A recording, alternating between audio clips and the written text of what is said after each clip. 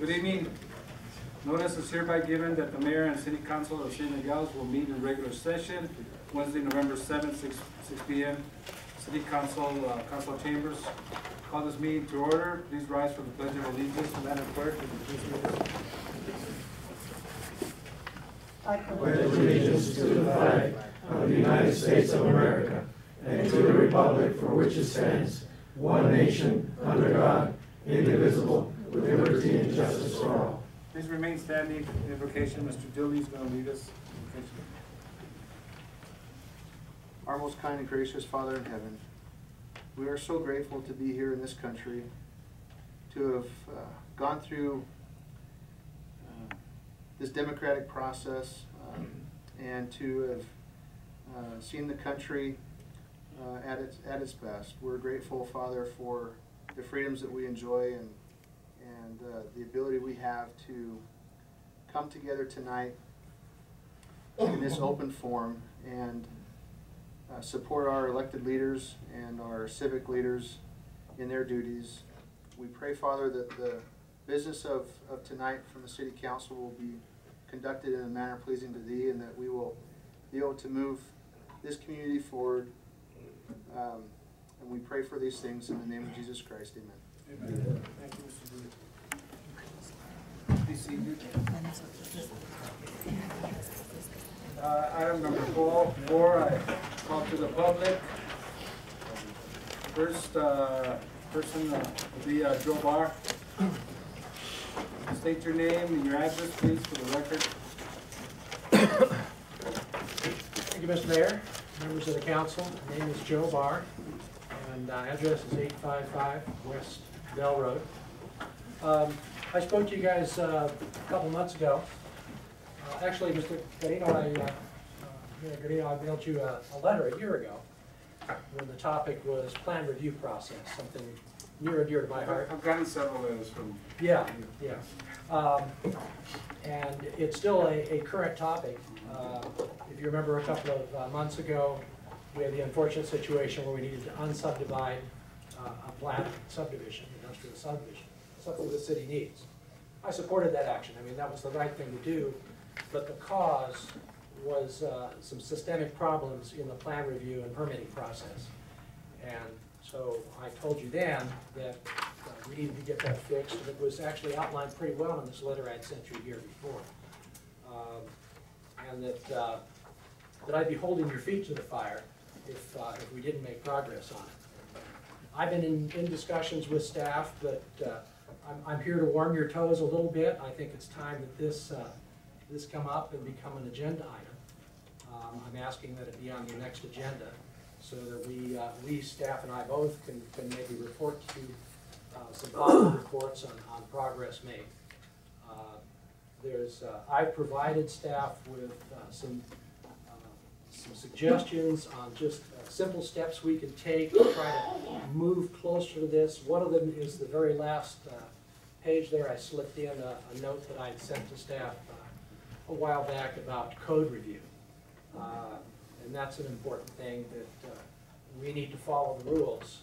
And we need a policy to do that, because there are times that it doesn't happen. And actually that's a common theme in here going back 6 or 7 years. And it's actually been a problem much longer than that in letters and presentations that I did to staff, even that far back and even more. So this is something that I feel is very important if this community intends to grow. And so I'm holding your feet to the fire, and we should move forward with that. I had 2 topics on call to the public. Would you like me to step down, or may I go to the second one? No, go ahead. Okay. The second one is very quick. Again, a couple of months ago, there was a report on streets and maintenance, and I was going to request that that get published so that the public can see what the plans are on street maintenance. There's, for example, we've got a beautiful new dialysis center. We've repainted the buildings, redone the parking lots, but our streets are in pretty bad shape out there, and I'd like to see where they are on the schedule. And maybe if there are ways down the schedule, I can work with staff in some creative ways that we can fund some repairs sooner and get compensated over time for them or something. But I'd like access to that, and I think maybe the public should have access to at least a generalized version of that. So that's my request. Okay, thank you very much, Mr. Mayor. Thank you. Yeah, go ahead, Mr. Please, as done last month with Mr. Barr's comments, if I can just address a point. Go ahead. Mr. Mayor. I sure appreciate the ongoing dialogue and conversation happening between Mr. Barr and staff. I've gotten reports that progress is being made. There may not be agreement in totality on certain points, but I'm going to continue the effort to dialogue, because I think through dialogue those solutions can come forward. But I do take exception respectfully, Mr. Barr, to the insertion of the city being the sole bearer of the demise of your project, and I think that I need to make that point clear, because this is a matter of public record. I have not found anything that would suggest that all fingers can point to our internal planning process that resulted in you having to take those steps with your project. Thank you, Mr. Dilly, and let me correct that. I did not intend to state that it was entirely the city's fault, and it's not. And I thought a couple of months ago we cleared that up. We did, but I continue to hear that assumption in the way you present the matter before Okay. my council. I want to apologize. make that point clear. I do feel that the city has a key role. Absolutely. And it's important that we look at that and address it. But I do not believe that it's solely the city's fault, no. Thank you. We, the developer, certainly carry a very large burden on that. Thank you, sir. Thanks for clarifying that. And just for information, before I place anything on the agenda, I will talk to staff and city council will have a study session with them, with Mr. Dilly, and then we'll proceed with that. And Okay. it's up to our staff and members of the city council for us to make a decision where we're gonna go. Okay? Thank you very much.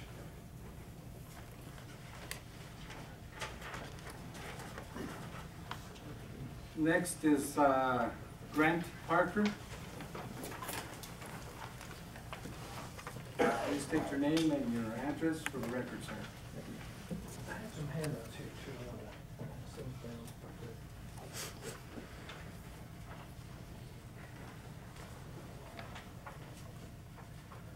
Thank you to the council and to the mayor for giving me this opportunity.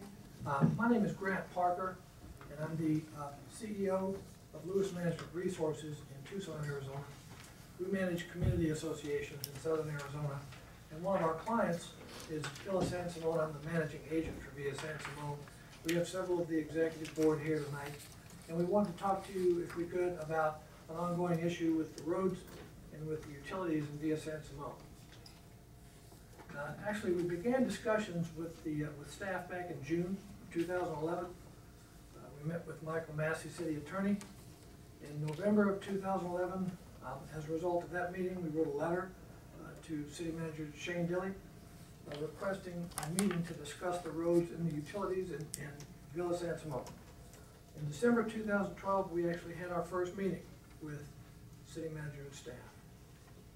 February of 2012, upon the instructions of City Manager and staff to put this measure on the ballot for the homeowners in Villa San Simon, we had, as part of the annual meeting discussion, the concept, the idea of a special tax district that would enable the association to have the utilities, substandard utilities, and the roads repaired within Villa San Simon. The vote was unanimous to move forward based on some raw numbers that were given to us by the city engineer and the staff that we had already analyzed at that point and felt fairly comfortable with. In March of 2012, we had a second meeting with Mr. Dilly and the staff here in the city of Nogales to further those discussions of a special tax district. And then in April, we had an annual meeting of the members. So we've actually had a special meeting and an annual meeting of the members to discuss the concept of a special tax district. And in both cases, they were fervently in favor of doing this. The round numbers would be 2 payments of between $400 and $500 per year per owner. We have 83 owners in Villa San Simon. Over about a 15-year period that would cover the cost of the projects. And so that passed unanimously with the annual meeting of members in April. And then in August, there were a series of emails back and forth between Mr. Dilly and myself and the board to set up a special study session to get into the meat of this matter and try to formulate a timeline and to move forward. And that's when things kind of went off the rails. We really never got anything scheduled. In one of Mr. Dilly's emails, he stated that their objective was to schedule a study session in September. And so I was supposed to be contacted by members of staff. They didn't contact me, so I attempted to contact them. And those calls were not answered. I left messages several times. And so in October, the board directed me to move forward and attend this meeting tonight and see if we couldn't further our plea with the city council to have a study session to finalize the project and the timeline for a special tax district to repair the roads and the utilities in Villa San Simon.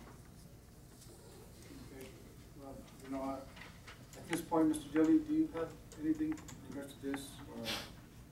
I know this is a call to the public. Yes, sir. There was a few statements there that I believe I could justify a response to.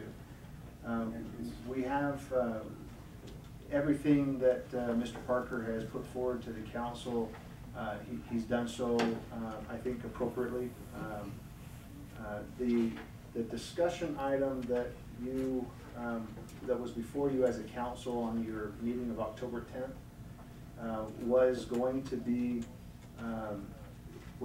intended to not only get legal advice from Mr. Machado on how these special improvement districts played out, but was also going to kind of grease the slids and begin a dialogue along the lines of what Mr. Parker is presenting.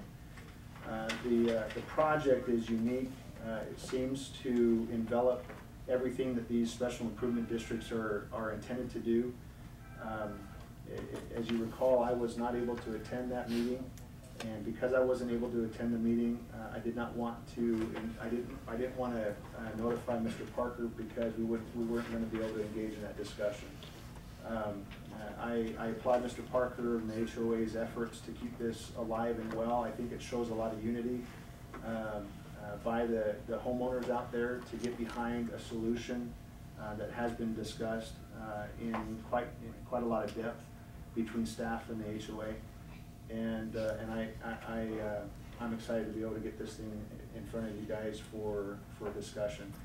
We have very rough numbers, rudimentary numbers, but to see that the HOA has taken the steps that they have shows a willingness that should give the council a level of comfort in moving forward with something like this.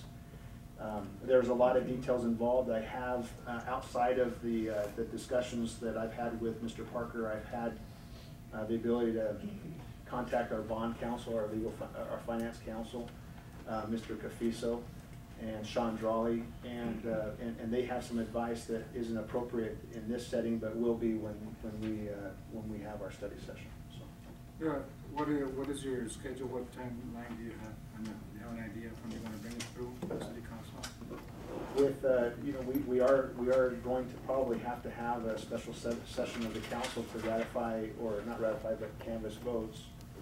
We could schedule as part of that to be a study session to further engage in this item. Yeah, that's what I would like, a study session, so we could be all on top of it and exactly what is the process in a week?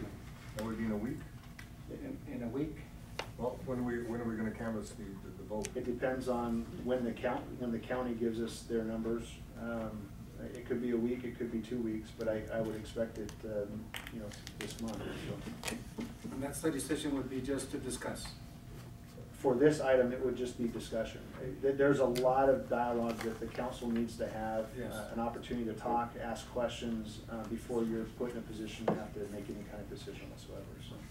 Mr. Yu, thank you very much. Mr. Parker, we can't ask any questions and we can't really answer any questions on Council Republic to you, but we have an idea of what direction we're going with this. And hopefully, if everything goes well, maybe within the next 2 weeks, we'd probably be sitting down in study session. That would be great. Anything I need to, I'll provide to Mr. Daly. He knows that I've got whatever paperwork you need. We've got a long history with this community, so we're hopeful that we can move forward. Yeah, I know the history of San Simon. I used to be the public works director. Yeah, so I've got a long history. Well, some of it's been rather unfortunate, but Yes. we'll keep plowing. Thank you. No, but this good. Let's get to it and let's see if we can solve it. Thank you very much.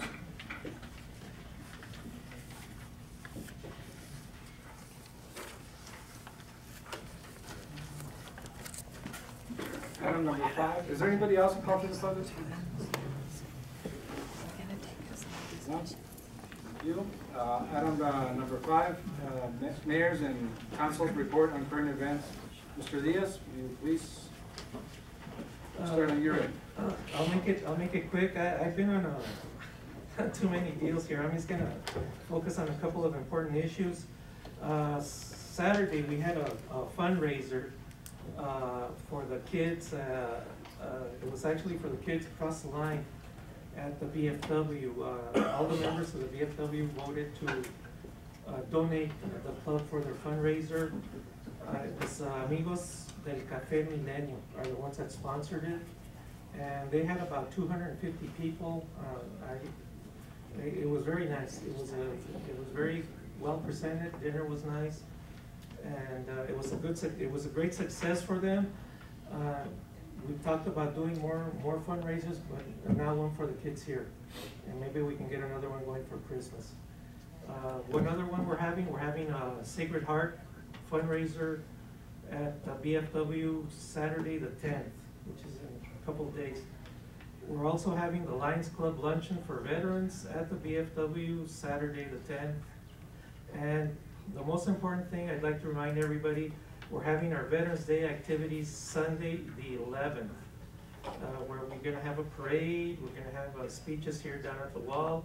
Our mayor's gonna be the keynote speaker, and then we're gonna have hot dogs and refreshments at the VFW Club. So the whole community's invited for that. And that's all I got for right now.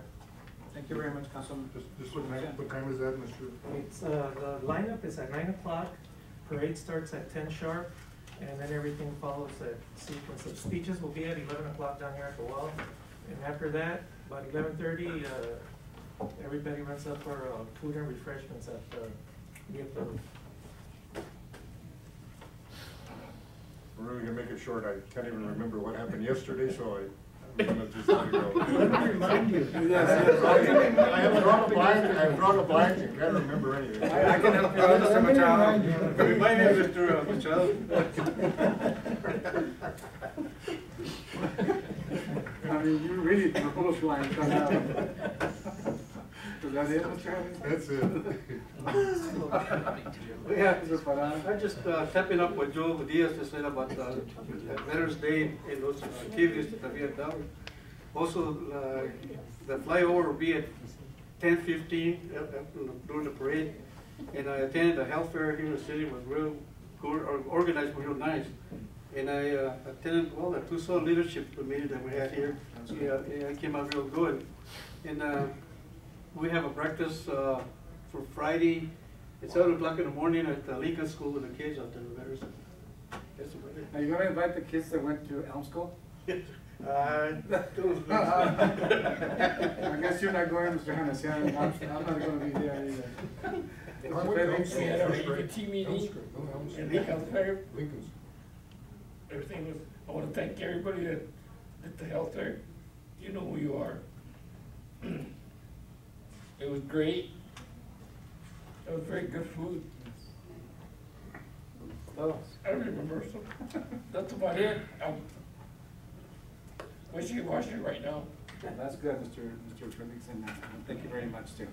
And keep up the good work, get well.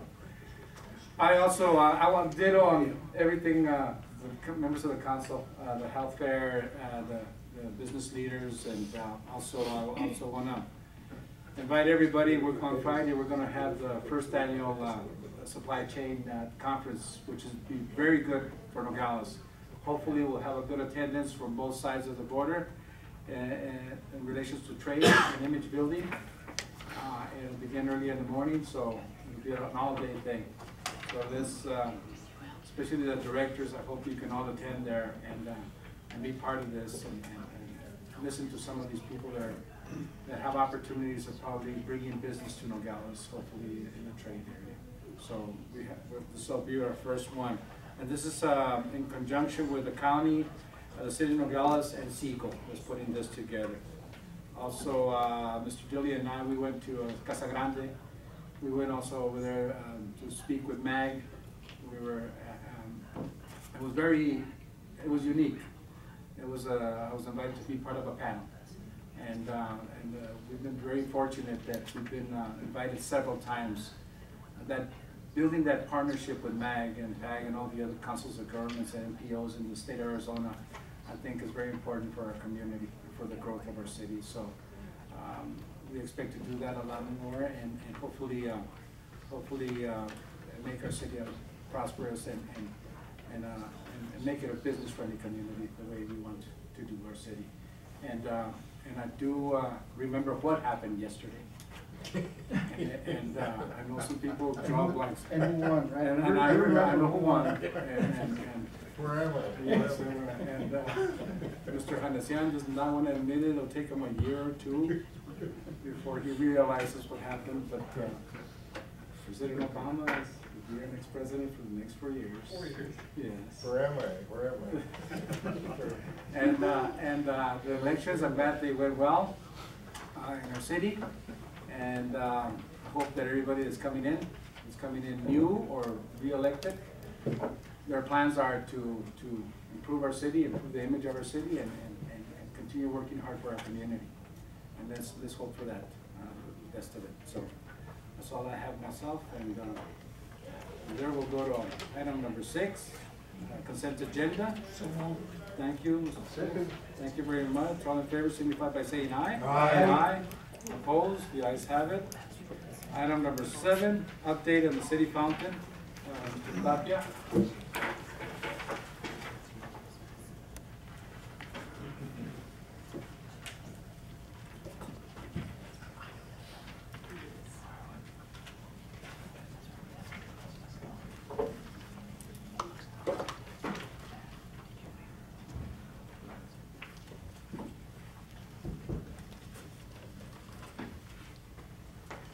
Thank you, Mayor, member of City Council.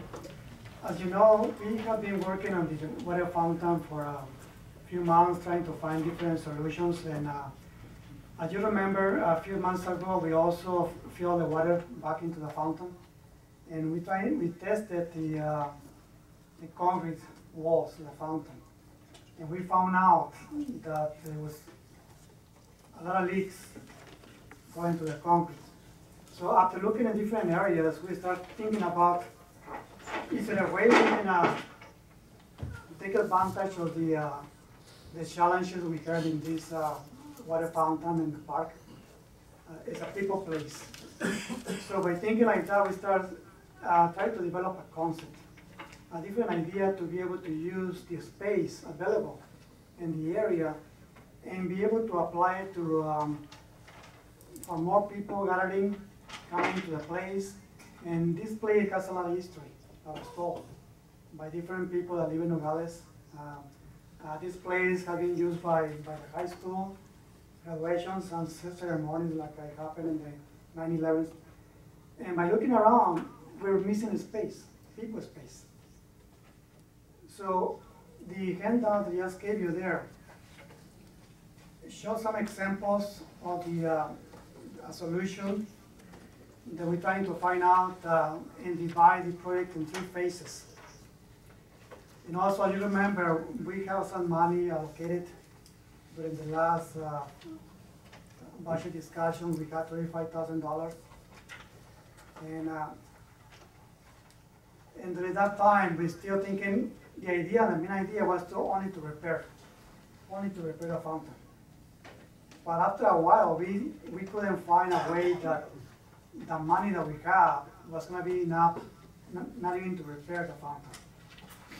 And taking advantage of the opportunity that we have here, as I mentioned, let's try to do something different, something that people can use. In the PowerPoint, the handout I gave you, we look around the area and we look at the existing conditions of the park. We have benches, we have trees, we have a memorial wall, we have it in the grass, we have the brick, we have stones, we have trees, magnolia, palm, apricot, mulberry. So it's an environment that there was not 100% utilized for a people place. So you look at the one of the exhibits on the handout. This one right here. Right here. It's showing the existing water fountain, how big it is, the surroundings. So we divide the project in 3 phases. We have the main water fountain, we have a channel, the existing channel where the water goes through, and we have a secondary fountain. So the water comes from, the existing fountain comes from the main fountain, runs to the channel, and then goes into the secondary fountain. So what we did, divided in 3 phases. If we can divide this project, let's try to concentrate on the main fountain. Phase number 2, we can build a channel. And phase number 3 will be more like a splash environment for kids. So the site plan that you see on the bottom there, on that board, and also in this page over here.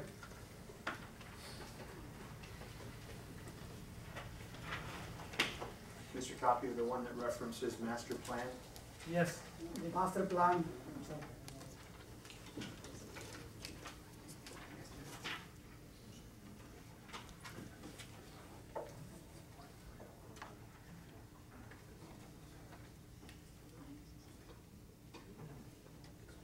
And you can see in the master plan is showing the concept to be able to replace the existing fountain and create a main fountain and then the channel that will be converted into a pedestrian link.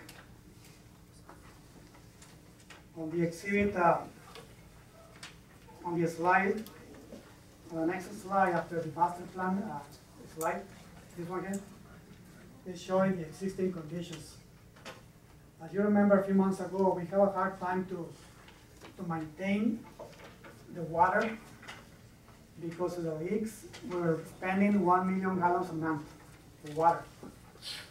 And not only that, but also we're trying to use the chlorine to clean the water and the leaves coming into the water. It was well known. It became too expensive to maintain the existing fountain.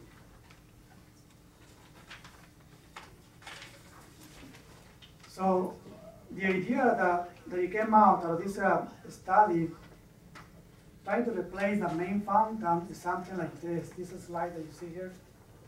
That will create a smaller fountain, but also create more space around the fountain for people to be able to walk, to gather. And you see the flag right there, the flagpole right in the middle. That's the area where you held the 9/11 event. And that's the area when I was standing behind by the wall, I was looking around and said, there's not much space here. There's a lot of people. But the existing fountain, it had a fence, it's a big size, and it was not actually being utilized 100%. And this idea, this concept will actually help to create more space for people and be able to use it for different events.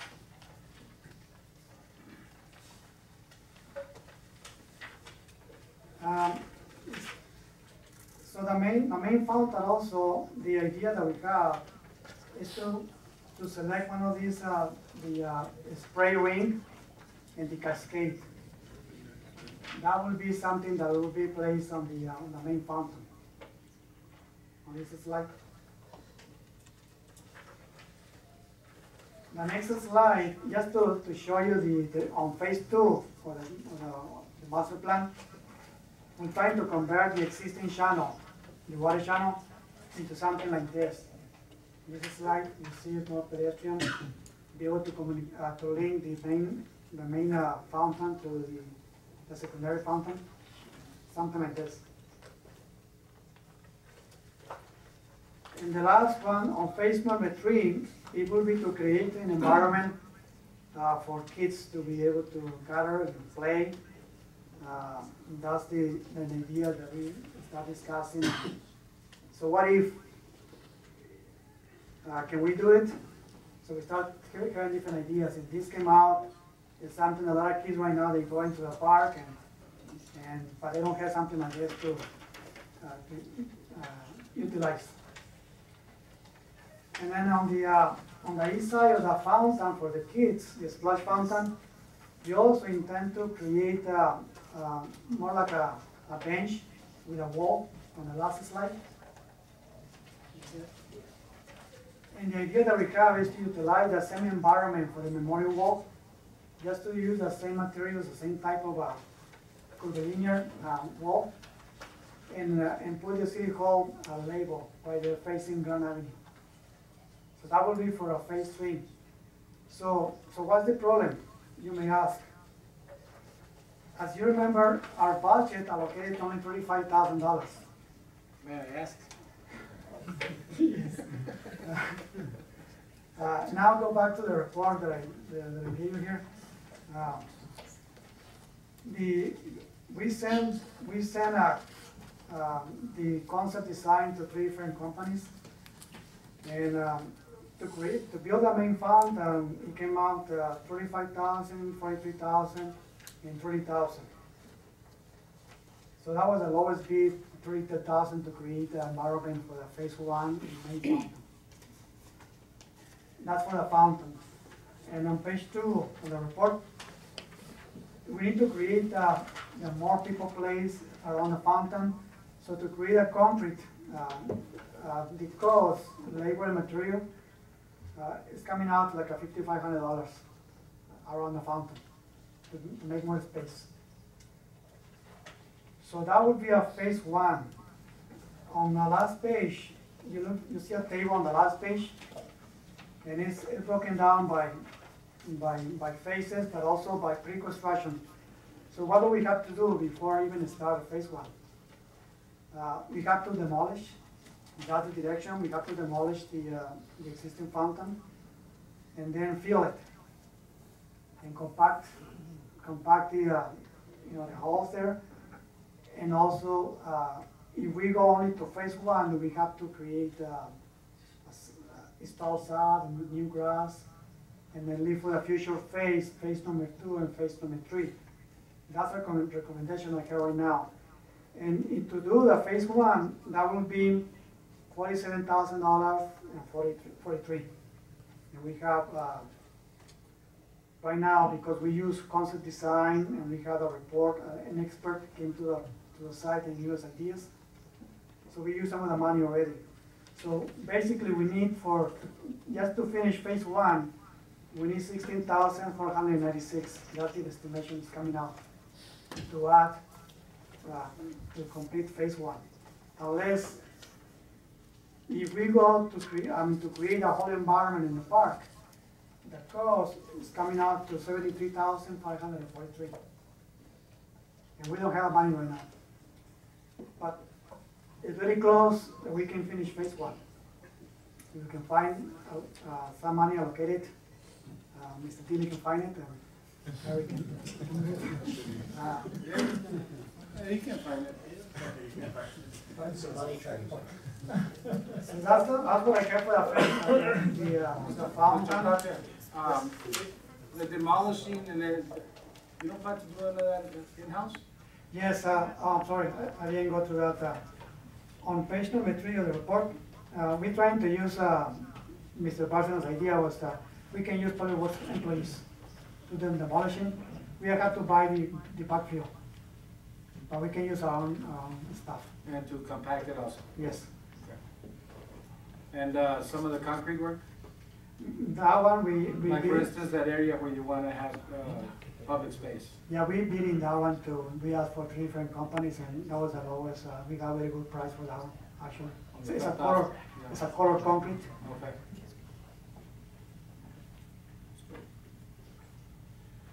So, Mr. Members of the council, thank you, Mr. Coffey, appreciate that update to the council. This is just an item for an update to you and to answer any questions that you might have. Maybe get the head nod, yeah, this is the right direction. The existing infrastructure out there, staff made an attempt to patch some things out there to try to minimize the leaks, when we were monitoring the usage this summer of that fountain still running, we were still seeing loss reports to the tune of about 1 million gallons a month. So the problem's big, and I think really we wipe the canvas clean and start over, recognizing that this is a valued amenity to the community, and to maximize the space of use. What Mr. Tapi is bringing forward, I think, is a pretty good idea. It allows more people to use it, more people to get out there and recreate. It certainly minimizes the liability that the city currently has with the types of water features that we have out there. And I think all of it said together, if we can muster up the money to make it happen, it's a plan that's worth pursuing, I think. So we're bringing it to you for your consideration and direction. Obviously, just considering phase 1 is going to require us to find that additional money and bring it back to you. But we get that done, and our plan is that when phase 1 is done, the general public will, for anybody out there, they would think the project is done. We won't have all phases in there, but where you used to have the channel will be grass. Where you used to have that third water pond down there, it'll be grass. Until we get to phase 2 and phase 3, each phase is designed to be a finished product. In other words, the community won't think we're in a constant state of construction there. When we get done with phase 1, it'll be a finished product, and it will be 100% usable. Phase 2 the same, and phase 3 the same. So that's the idea behind it, and we can take a planned approach to get it done. So we'd be happy to answer any questions you have. If we're not in the right direction, set our course straight, and we'll move in a different way. But we floundered along this line, thinking at first we could salvage what we have out there, and I don't think anybody on staff believes that that's possible at this point. We could just kind of start over and go in a direction. Members of the council, Mr. Diaz, go ahead. I would suggest to do all 3 all at once, find the funding for everything and get it all done in one shot. That way you don't do it in stages. You're coming back with equipment, you're redoing everything. Just do it all 3 phases in one deal. Find the funding somewhere, get a grant. You're good at that, Mr. DeLee. Instead of finding 16,000, find 50,000. Yes. And maybe it might even cost a little less if you do all 3 in one, 3 phases all in one shot. Well, one thing I understand what you mean, but one thing I recommend is that, I think it's a good idea. I know the cost to even think of restoring what we have out there would probably be a lot more, because we still have to rip out the concrete and redo it and compact the ground and stuff. And we don't know exactly the damage that was done by all those roots of those trees. And I know those trees probably are more valuable than anything else out there. We have to use those trees and work around them. And you'll notice our plans, it integrates all those trees Yes. still in there. So. Yes, and so I think, if the members of the council feel the same way, that if we do the demolishing and that type of work in-house, the time to do that would be the winter months, before kids want to use a fountain, and maybe we could work and see what we can do financially to get everything done. I think that would be the best thing, but we do have to look for the funding if we're going to go all the way. But if not, we go to phase one. I think, you know, get that completed, but right now is the perfect time to demolish something, especially with the water issues. Yeah. So, I mean, the total of phase 1 through 3 would roughly be $75,000? The whole thing. Muscle Meadows. It didn't even sound natural, did it? You know.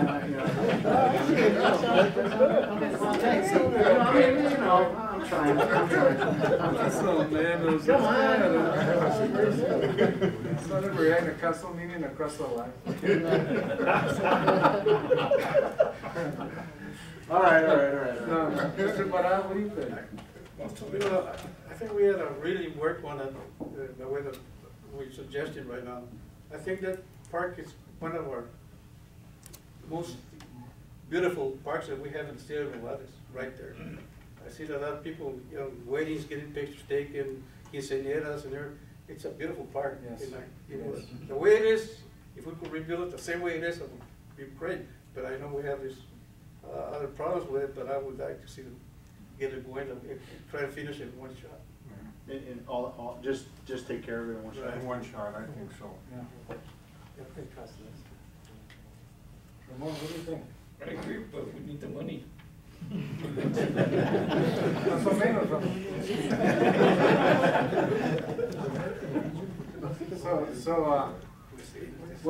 Where can we take this to? What direction should we go? Well, I think we got valuable input and direction from the council.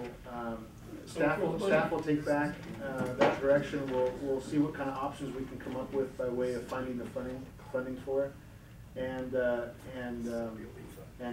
you know, bring it back to you.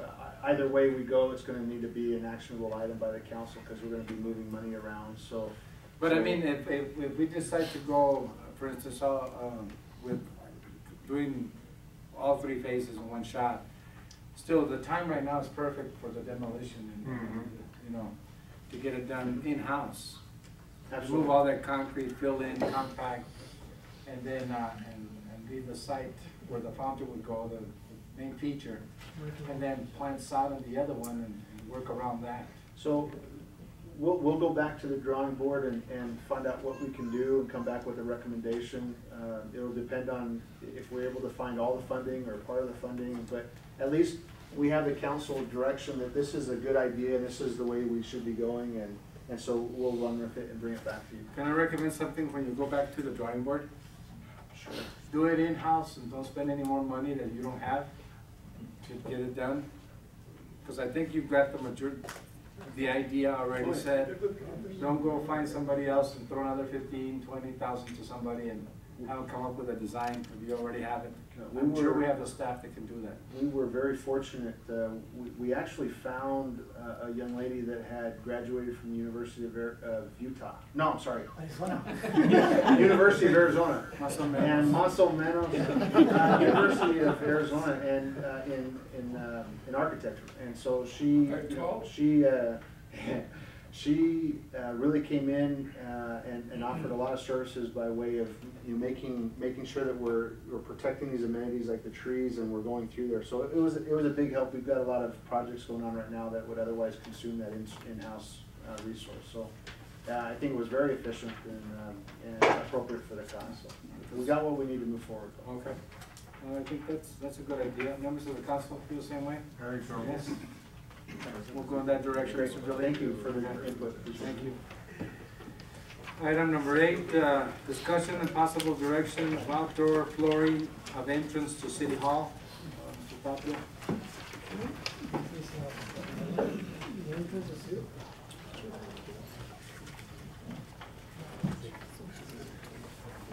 Ese fueron los dos que tienen dinero para pagarle por la frente.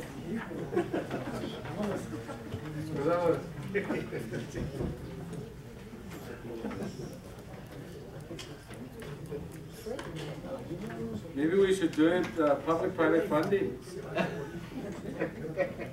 Huh? Mr. Mayor, members of the council, this item also on the agenda is the City Hall main entrance. And this is the one that we got some calls in our department especially last month, because of the water, raining and slippery. So we start looking at different ideas also in this case, and is the idea to replace a tile or just to actually do an overlay? And we found some very good prices on overlay concrete that creates a design and be able to replace the tile and put a new overlay. On the handout I gave you, that's a photo, it's something that can be done on the entrance. But is this flagstone or is this fake flagstone? It's fake. It's a Stamped concrete. stamped concrete. It's an overlay concrete that you can do different designs. It's up to the customer to decide. It's actually not stamped either. Yeah. Stamp is when you pour concrete and you pour it, you stamp the shape into it. This is not pouring concrete, this is just painting what you got there with a little paint coat, Yeah, the concrete has a an color. epoxy type paint coat, On top of the top. on top of the cement. Cement there. So in this case, that's the idea that we have. One other solution, again, we don't have funding also in this case. A solution would be also to just find a solution to put on top of the tile to avoid the slippery. On page number 3, you see a couple examples there. My recommendation would be to create to replace a tile and put a non-slippery surface.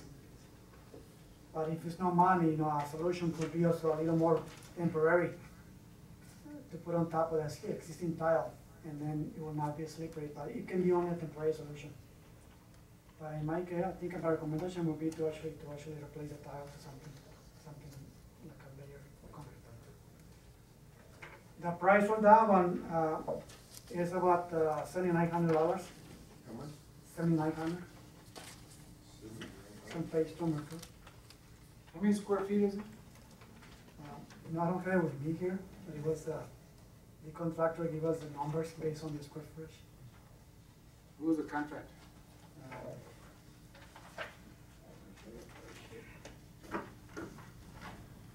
His name is Rigo. Rigo is the name of the company. Rigo, Yes. out of Tucson? Yes.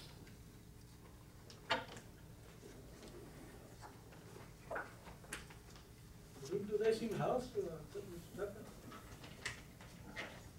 We have the skill in-house. I mean,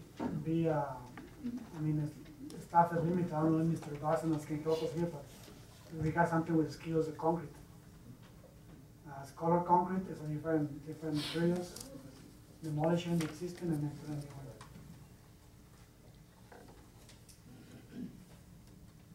Mr. Mayor? I recommended something to you already, didn't I? Absolutely. Mr. Mayor? Go ahead. Members of the council, kind of like to engage the council on the fountain feature out there as well. One of the things that has been previously discussed regarding the feature out there is, do we try to resurrect that water feature? We believe as staff that part of the problems we're experiencing out there with the tile has to do with the fact that we've got a water feature there.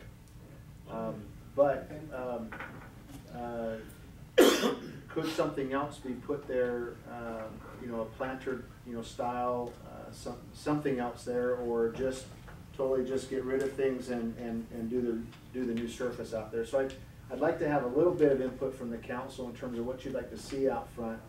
The concept that the mayor brought forward, just in as we were walking in City Hall together, is kind of making it a staff project where we rip it out. And I know the mayor's got a lot of experience in putting tile down, and we just get our knee pads on and make a go at it and try to get it done. So a lot of options on the table. I'm mostly interested in knowing your thoughts about what you'd like to see as an end result, and then staff's pretty good about figuring out how to get it done. So On a weekend. Good. You could be done. So give some input to to staff about. I would hate to see just a patch job done there. I mean, if they're gonna do it, No, no, you know. that's not what we're talking about. We're not talking about a patch job, we're talking about, you know, doing some kind of new surface there. And part of the question is that a workaround a water feature? Is that, you know, work around some other kind of feature there? Maybe it's a planter, some kind of vegetation there. Or is it just, we just do a whole surface and take that feature out altogether? Just, if you could give us some input so we know essentially what kind of direction we need to go, we can try to find an answer to that. What's out there today by way of a feature just isn't gonna work. What we need to do is, if you want a water feature, it's gonna be a different water feature, it's not gonna be that one.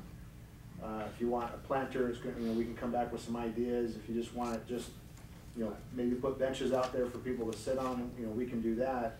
But we just need some kind of direction input from you. And Mr. Dilly, also, if you look at page number 4 on the report also, just basic ideas, it's not something we're recommending, but just ideas to, it can be done in that fountain.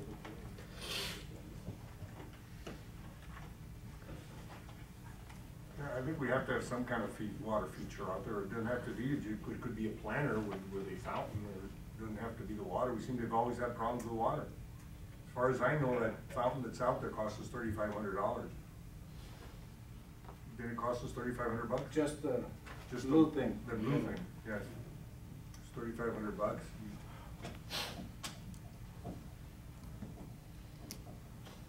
Yes, go ahead. I would suggest doing something with water, being that all the equipment and everything is there. If we don't use that, with water, that equipment's gonna just rot away. So we should do something that, being that we have all the motors there and all the filters and the pumps and all that, I think we should have something there with some kind of water feature. And water always makes everything look a lot better, and you can go out there and just sit there and listen to the waterfall and you know, get rid of some stress and stuff, so. I would suggest something. You should sit out there every time you get out of the council. Relax. Before and after. Well, the main concern right now is basically, the main concern right now basically would be, the replacement of that floor, that tile.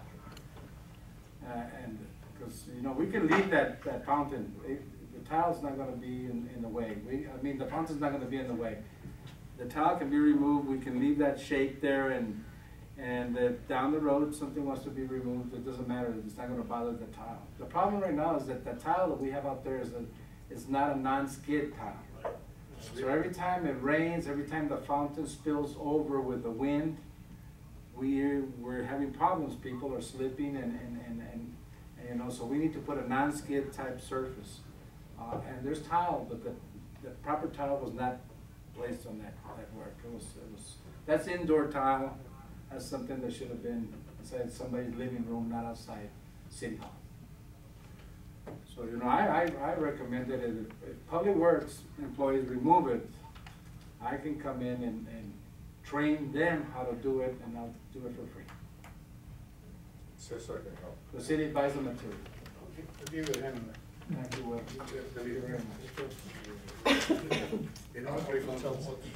And he'll be our supervisor. No, but that's what I told Mr. Dilly and Mr. Kissinger. If Public Works can remove it for us, you know, remove everything, prepare the substrate, clean it up, let's buy the material, and we can knock it out in a weekend. And I can teach some of the city employees how to do tile at the same time. What, in the fountain, Mayor? We leave it?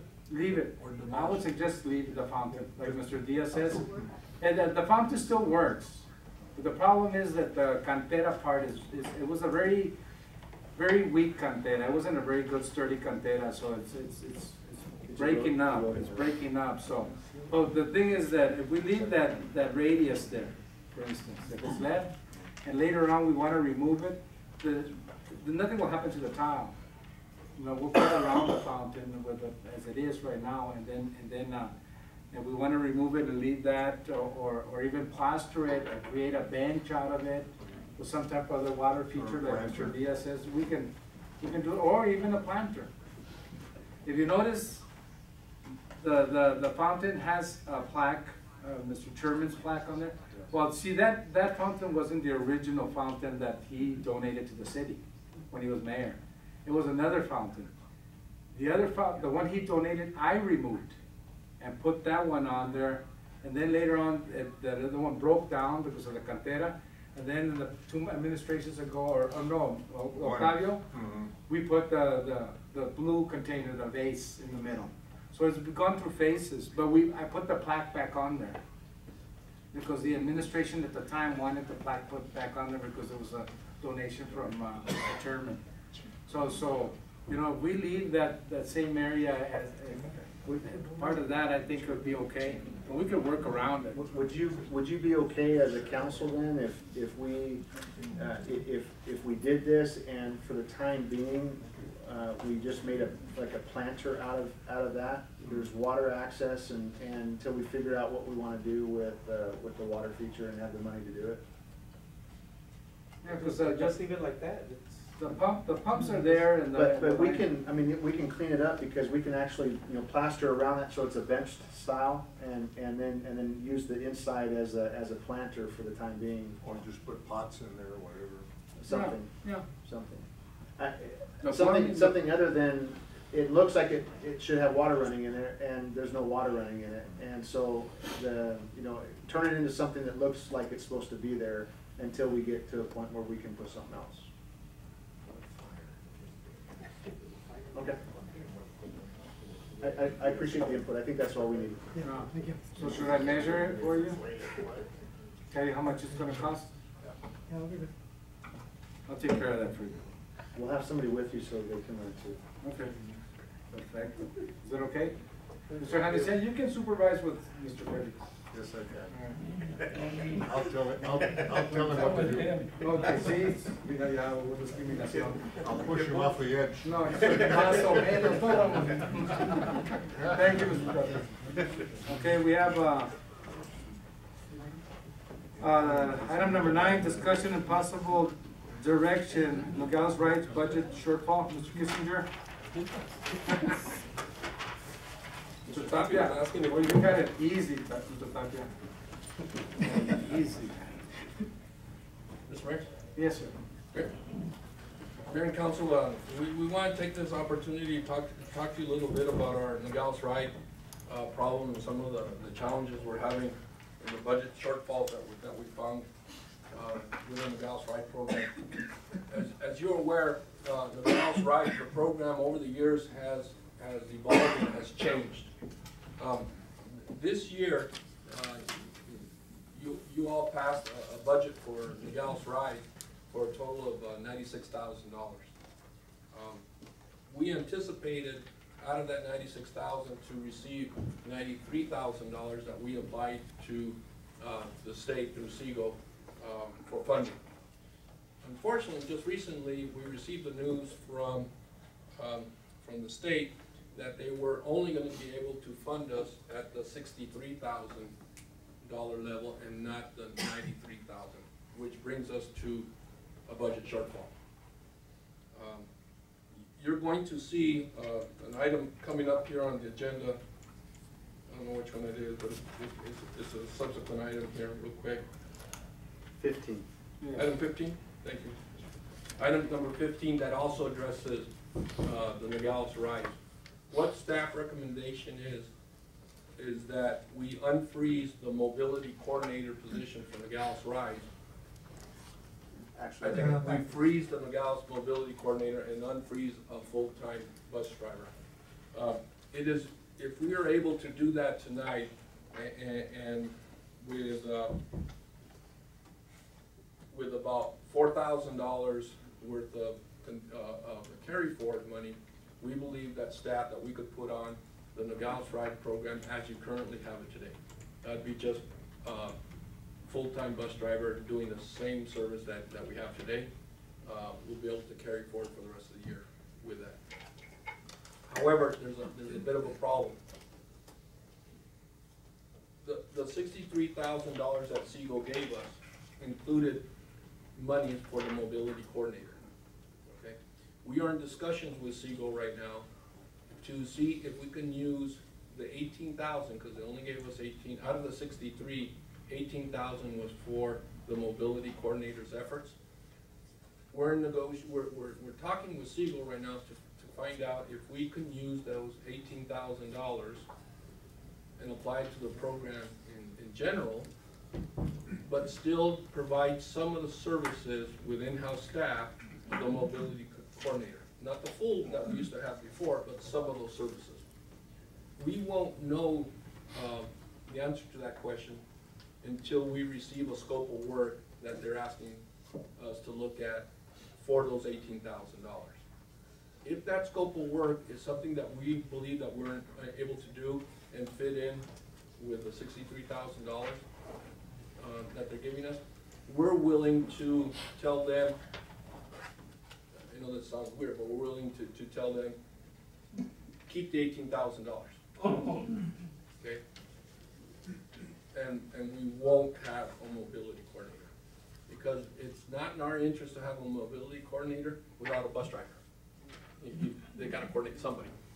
The mobility coordinator coordinated activities throughout the county. So there are other entities within the county, I believe the Santa Cruz Training Center and Patagonia, who could possibly use those $18,000 if we return them to provide the mobility coordination throughout the Santa Cruz County, plus the efforts that we can throw at it. If we're unable to negotiate with the state through their description of work for the mobility coordinator, and that would leave us with, instead of 63,000, that would only leave us with 45,000. So if we had to put on the Nogales Rides program with a full-time driver for $43,000, we would have a shortfall in the Nogales Rides about $22,000. So we'd have to come up with $22,000. The good news is that we have money left over in the program. So we have about $40,000 carry forward in the program, so we could easily cover that budget shortfall with carry forward money. But that's one-time money. That's not money coming in next year. So we're cautious, and we want you to start thinking about this, because it appears, it's very obvious, that the state of Arizona is not funding these transportation programs at the level they've had in past years.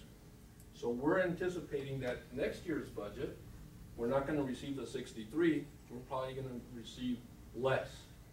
So in order for us to provide the program of Nogales Rides, we're going to have to identify a different funding source other than state monies. So we're gonna have to tap the general fund, we're gonna have to do something to come up with funding, because we keep finding ourselves in budget shortfalls, and that budget carry forward is dwindling, and pretty soon it's gonna be zero. Last year, we had to supplement the Nogales Rides with some general funds. So that's it in a nutshell. That's just an overview of where we're at with Nogales Rides. We wanted to brief you and kind of let you know where we're going and how we're planning on solving the problem for this budget year, but to keep you thinking about how we're going to deal with Nogales Rides in future budget years. Is our grant administrator also working on this to try to locate and see what we can do, for instance, for next budget year? Our grant administrator is deeply involved in this. Okay. And he's the one who's keeping our finance director, Mr. Dilly, and myself up to date on exactly where we're at, and helping us work through these budget shortfalls and these numbers. Sorry. You have anything to say? I don't. The purpose of our bringing this to your attention obviously was kind of a precursor to the item that you have on item number 15, but really is to get in your minds the reality of what's happening. The state seems to be in a constant mode of flux, because 2 years ago there was no money available, if you remember that, and the general fund had to kick in and augment the operations. We all remember that all too well. Then some grant money started to come back in, not the traditional stuff, but other grant money that was found. And now we start seeing that start to dwindle away as well. So, you know, there's a fund balance amount in there that would allow us under either of the scenarios that John put forward to the council so that we can protect operations this year, but next year is a whole nother story for us. And I just wanted to prepare the council for what might lie ahead as we look to next year's budget. Members of the council, do you have anything to say? How much does it run a year? With one full-time driver, we believe that we can run the program, I hate to use Mr. Julio's phrase, but I will, más o menos, for $96,000. One full-time driver. Obviously, that includes gasoline and. Everything that goes Everything along that's- with it.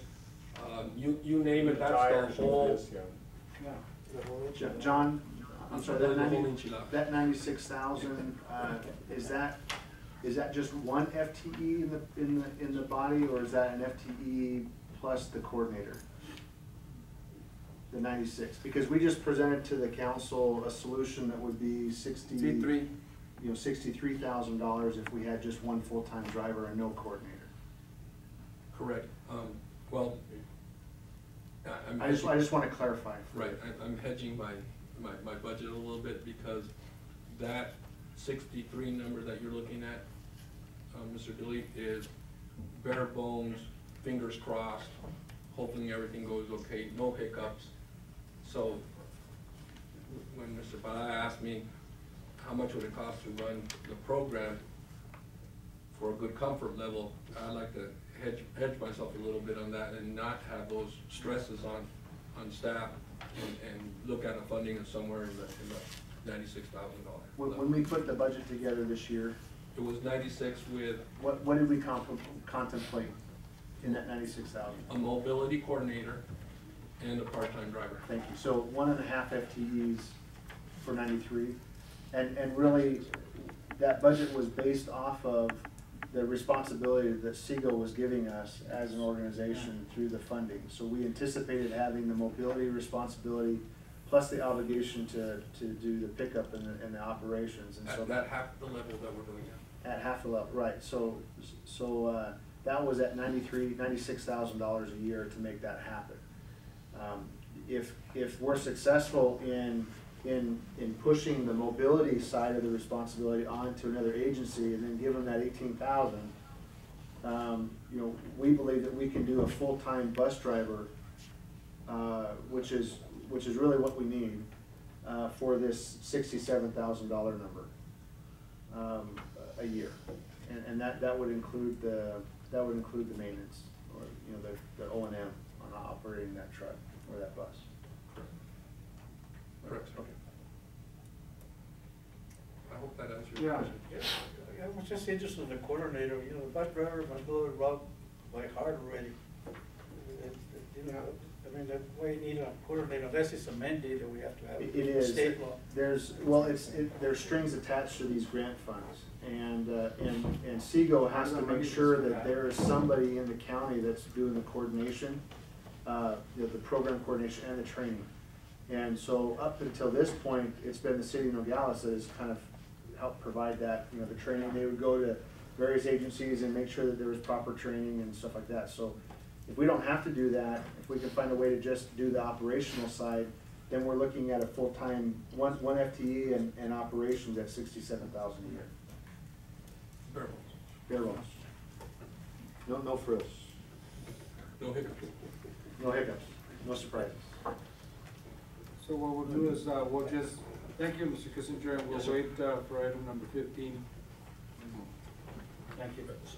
So you're good with going in that direction? I think, I am. With the full. Yes. So, Thank you. Thank you, sir. that was a good explanation. Something's wrong with Mr. Hernandez. Mr. Machado, something's wrong with him. Well, something's going on. Okay, item number 10, Discussion, direction, old City Hall building, Mr. Tapia.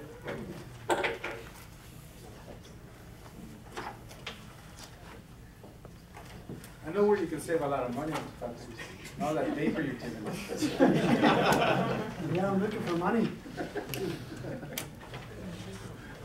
December. Ya metimos dinero para esto, güey. Did we already say we're gonna spend some money on this one? Yes, we do have, Mr. Mayor, members of council. Yes, you're right, back in the budget times, it was $85,000 allocated Yes. to the work.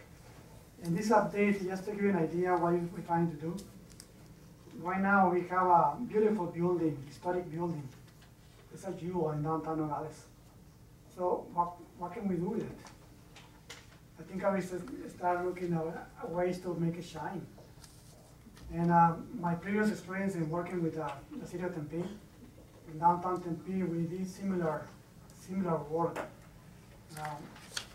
When you look at the page number 3, on the handout I gave you, that's the northwest corner of New Avenue and 5th Street. And that was a corner similar to the one you're looking at in Nogales. Similar corner. And the idea that we're trying to find out is how can we make this building live again? And talking with different people, they say, oh, about a restaurant in the second floor. About a coffee shop in a corner. Idea like that. So, an architect, well-known architect from Tucson, Corky Poster, came over and visit the site. Mr. Parada gave us the tour to the building. He knows hidden house in the building, I was told. And there are really exciting opportunity here that we can do with this building. So right now we have $85,000, but based on the recommendation that we have with an architect, historic preservation architect, and also myself, is to let's try to find out if the building is sound enough to support new uses. So in the attachment that you see on page, after page number 3, on page number 5, it's a table at the bottom of the page. How much it will cost us to do a structural analysis? We need to find out first if we can do something there. If the building is sound structurally, to put something in the second floor, and also we have to meet ADA compliance. The bottoms are really small. It's no second exit in the second floor. And the stairs are really, the angle of the stairs are not, they don't meet code right now. So if we divide this proposal and be able to start looking at a concept plan into this building, different ideas, the first thing we need to do is to hire a structural engineer to tell us this 100 and something years old building will be able to handle more people on the second floor. A restaurant is a ballroom, nice ballroom that we can be using again. Coffee shop in the corner, combine it with a museum and bring revenue to the museum. Also, they need revenue. So we can find different ideas to lease the space and bring more funding for the museum and maintain staff and create an environment for the corner. So the example I showed you for Tempe, that it was a similar example that we have to go through trying to find different ideas, and we talked to different companies. The Starbucks liked the idea on downtown Tempe, and they went in that corner. A well-known restaurant, Gordon Bridge, is a restaurant on the second floor. In this case, we put the stairs on the sidewalk. Right now, we don't have stairs coming from the second floor down from outside. But we have to meet a second fire exit. It's a requirement. So right now, we're asking for direction and trying to get an analysis and to hire a structural engineer, architect, to give us the review that we need. Mr. Mayor, Go ahead, members of Mr. the Lewis. council, thank you, Mr. Toppy, appreciate that. You know, this easily falls under professional services, not something that we would normally bring before council, and it's not before you as an actionable item anyway, but we want to manage the expectation. There was a budget allocation from the council as it relates to Old City Hall, and we just want to make sure we're moving in the right direction in terms of the potential. You know, there was some dialogue during the budget process about, you know, using that money to, you know, to replace windows and you know, things like that, and absolutely, it most likely will go to doing some of those things. But as staff started looking at this, we want to make sure that that money is used to rehab and refit that building to a state that serves a public benefit, you know, and maximizes the uses of that building. And so in order to do that, we do need to go through some design in terms of understanding structurally what is acceptable and what isn't, and kind of move in a more methodic way than just to start throwing money at the building. So we're bringing this to you for your consideration and saying, yes, okay, staff, you're heading in the right direction, and then we'll move forward. Mr. Mayor, also a member of the council, and also we need a plan to request for grant money. So we need to present an idea, so to start looking for more money. Our best effort to secure those grants is to have some kind of plan, some kind of concept in place, and so this will help us get there. You wanna make it shovel ready. We need to, in order to qualify for a lot of the federal grants that are out there, so.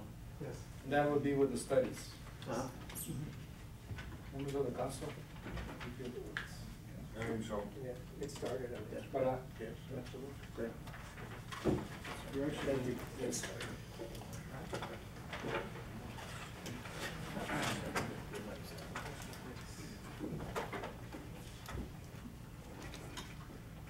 Item number 11, update and discussion and possible action regarding Nogales Police Department Stone Garden Program grants.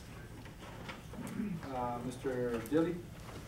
Mr. Mayor, this item was requested by Councilman Parada, so I'll turn the time to him and then respond any way that we can to help. Okay, thank you. Mr. Parada? I think I already got the good news.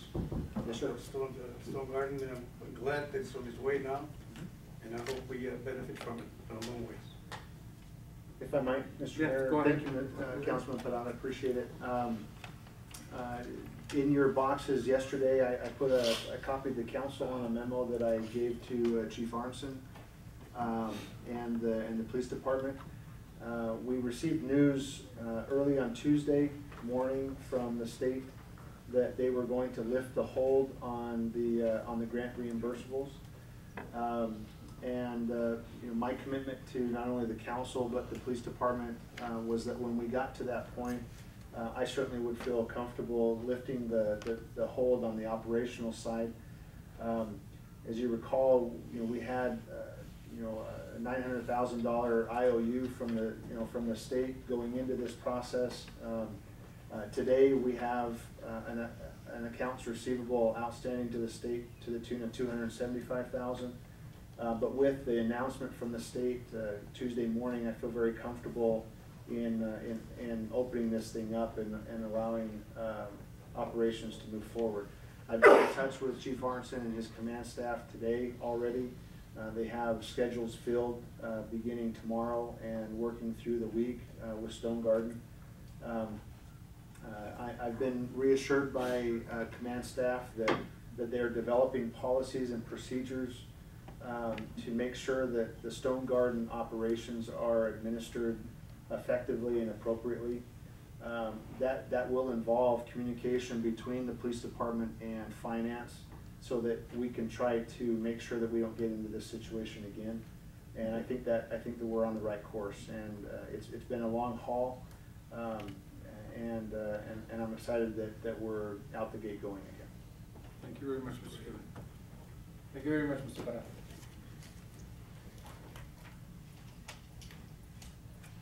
Oh, I'm sorry. Do you Mr. want to Mayor? take action with this? I don't think it's, unless there's some other action that you want, Mr. Parada, but I do want to make mention that one of the things that Chief Arnson is committed to do with his staff is to make sure that there are regular reports. I don't know how often that'll be, monthly, maybe quarterly, but they will document and highlight how this Stone Garden program is proving a benefit, a tangible benefit to the community. It's not meant just to be out there and collect federal dollars. It's meant to provide a benefit to the community and to support the efforts of Border Patrol. So part of that reporting and procedure will have that accountability function. Thank you very much. We'll take it from there. Okay, item number 12. Update, discussion, and possible action regarding security cameras at Public Works. This was also requested by Mr. Parada. Right, Mr. I Dillon? think, Yes, go ahead. at one time, we brought this up and it was approved. Approved. Yeah, so we need to get going on it, see if we can get it started somehow. Perfect. I actually appreciated the item coming up on the council. The staff does have an update to provide you tonight relative to the security cameras. I think I could articulate that, but I'll turn the time over to Public Works Director, Mr. Barsonis. He'll give you a quick lowdown on the work that we've done and what lies ahead in the next few weeks. Go ahead. Okay. Mr. Mayor, members of council, thank you for the opportunity. I'm going to pass you a brief memo and a couple of pictures that, more paper, but sorry.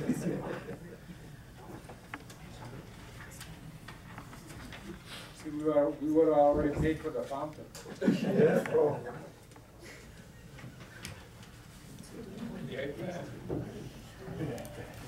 Or the iPad too.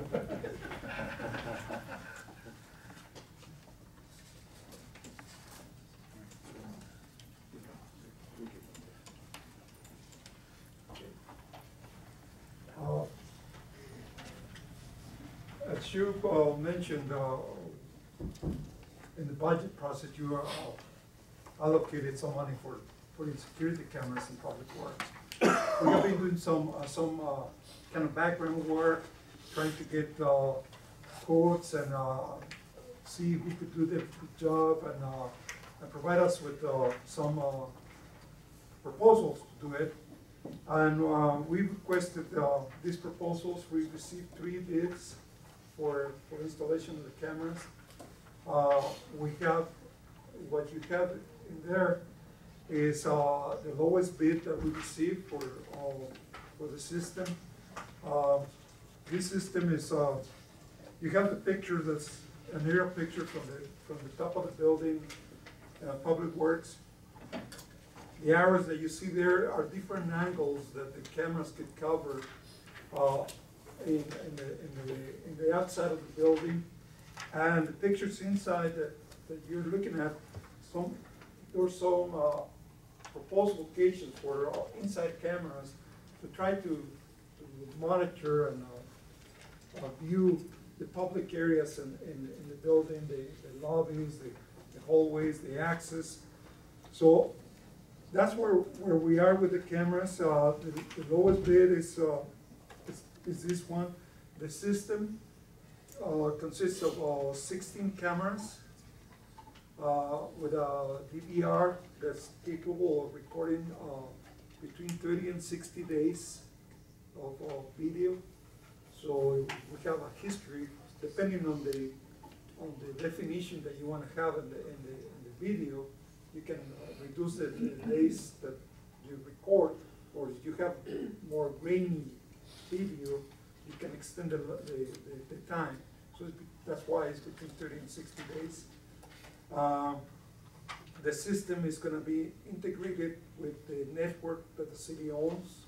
The network, the computer network, is going to be web-based, so you don't have to have special equipment to monitor this. It's just assign access for somebody to monitor that, and that's going to be defined by Mr. Dilley. So this system, I think, is really a big asset for really monitoring the activities that are going on in Public Works. One of the things that I really like about this proposal is that we have a capacity to grow the system for another 16 cameras if that's required. One of the things that we're looking at is maybe adding some remote sites like pump stations and storage tanks and the water facilities that are key for the operation of the public works, that we need to have some surveillance and really see what's going on when nobody's there. But right now, what we're proposing is just a public works building, and that's what is here.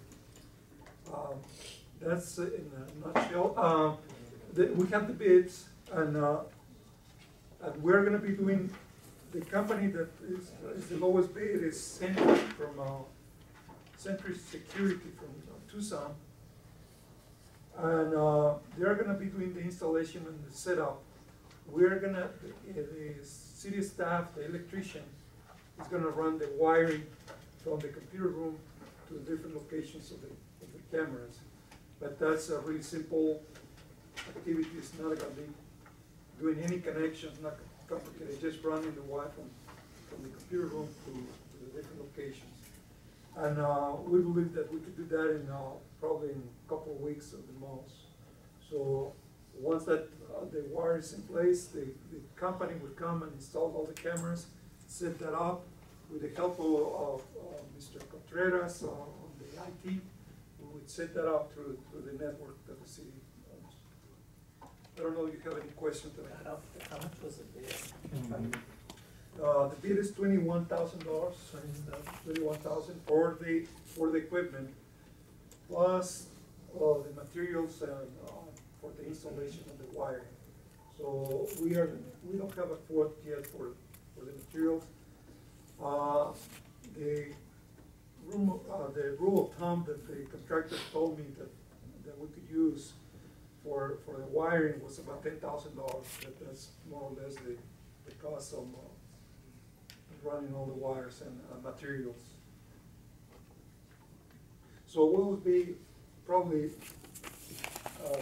under budget in this item if everything goes well, we're planning.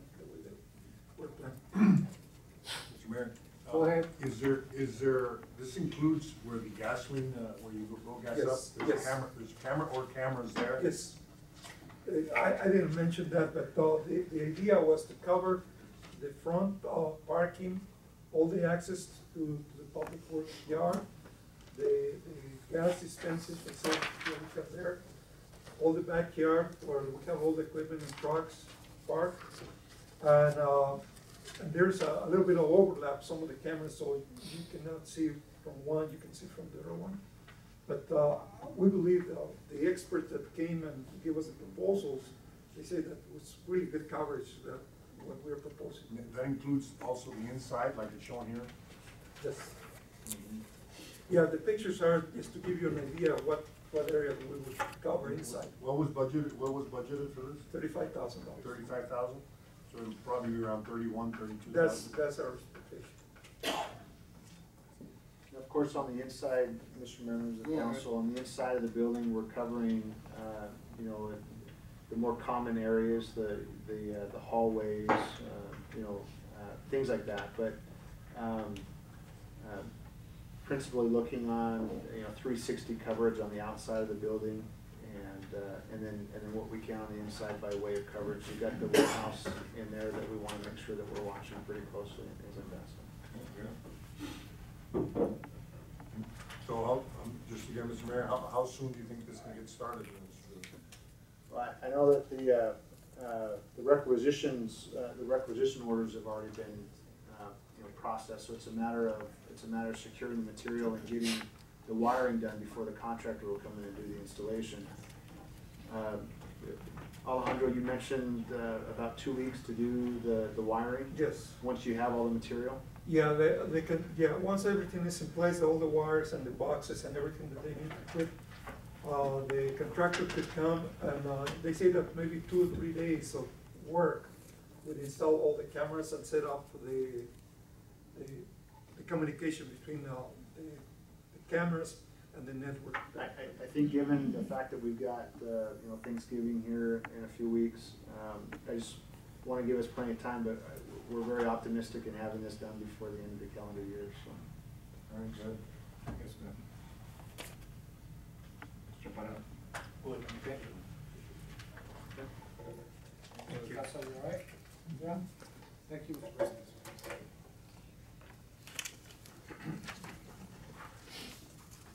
Item number 13, consideration possible action of order number 2012-11077. Are we losing money, maybe? Are we losing money? Let's find out. Mr. Mayor, members of the council, let me go ahead and tee this one off and if need be, turn some time over to finance. You recall, you know, we're in the second year with our contract with Fry. The first year wasn't a complete year, and we wanted to go into a second year so that we could get a better feel for, you know, how things were playing out, if this relationship was indeed all that we had hoped it to be. The second year, we were still late in getting a few things going. You remember having had a conversation, Maria, thank you, from Fry, about being a little late on the Medicare codes and the process with Medicare. That was a little bit of a delay for us, and that certainly affects the bottom line in terms of revenue. Additionally, we were late getting out of the gate in regards to a contract with the collection agency. What's the name? Cochise Collections. So all of that has an effect on the bottom line. We've got still an aging report that I'm not very comfortable with, but again, that may tie in to the fact that we got such a late start with Cochise Collections. I'm excited to have Maria here to kind of give us another summary of how things are going. Maybe Maria, you can touch a little bit on the collection side of things and what maybe we can expect to see as that gets ramped up and moving forward. I'll turn the time over to Terry to answer that big question. Are we better off today revenue-wise than we were 2 years ago? How's it looking? We do have a monthly surcharge to Fry for the services that they render to us. And so given everything, where do we stand? And I'll turn the time over to Terry. Good evening, Mr. Mayor, council, and guest. We've come to that point, we're at a crossroads where we need to make a decision on either furthering our contract services with Fry. And so in order to do that, I wanted to paint a picture for you and show you where we are in terms of the collection. Everything that Mr. Dilly said, well, he took a lot of the information I was gonna say, but let me summarize it for you. There is an Exhibit B in your packet that I gave you, and that shows collections for the past 3 years. And I'm gonna give you an opportunity to turn to that page, and I see that some of you are there already. And I believe that's right after the last page of the contract. Anyhow, I want to point to you to the fiscal year 10-11 column, where it shows that total collections were $749,000 and change. Besides the revenues that came in, we took into consideration our cost, which at that point was just half a year of cost to Fry Fire District. Our net revenue was $729,000. Now, I'm going to compare that information to the next fiscal year. For fiscal year 12, we see a total collections of $731, plus the retro pay that we received in August of 2012 of $60,000 plus. It really gives us a net of $791 minus a full year of Fry Fire monthly cost. So we really netted $752. You can see there that there's over a $20,000 increase. Like Mr. Gilly mentioned, we were late getting a start in terms of getting all the logistics in place. That basically means digital certificate. It's The process is very bureaucratic, however, we've been able to do that in the past couple of months. As you recall, you may recall back in April, Maria Gordon was here. She explained the process, she explained her entire process in terms of collections and aging and what we would be doing with bad debt. Again, we've been late in getting the bad debt referrals out, but we do have that in place and we actually have 2 months worth of data. Very, very low, however, we're just getting started. So let me point you back to Exhibit B. If you notice that the past 6 months, you'll see a jump in collections. So that really shows that everything has been in place and now we're starting to see all the amount that is possible to be repaid to the city of Nogales based on the billing that Fry Fire has done for us. I do want to point out that they've got the staff and they've got the staff expertise and equipment to do this service for us. On the other hand, the city of Nogales, in the past, we had one ambulance billing specialist, and that person didn't necessarily have the expertise, the training, or the equipment to do the billing for us. But we see that the relationship with Fry is a very positive one, and as you can see on the Exhibit B, we have definitely increased collections somewhat. So I anticipate that by the end of this year, instead of it being 20,000, you know, of course it all depends on runs, you know, how much the community requires this service, but we can definitely see an increase in collections even after the costs are implemented to Fry. Let me turn it over to Maria so she can give you a little bit of information in terms of where we are on our aging report.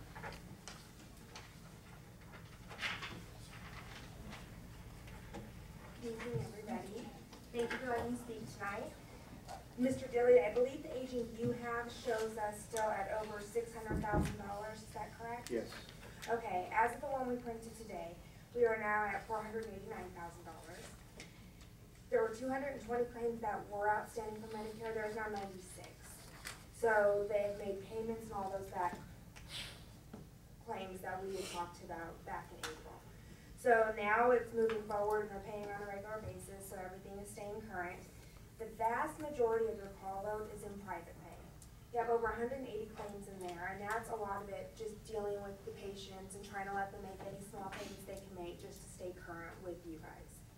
So as far as coaches collections, everything that we've sent them now, they've started sending out the notices and they've started slowly collecting on that stuff.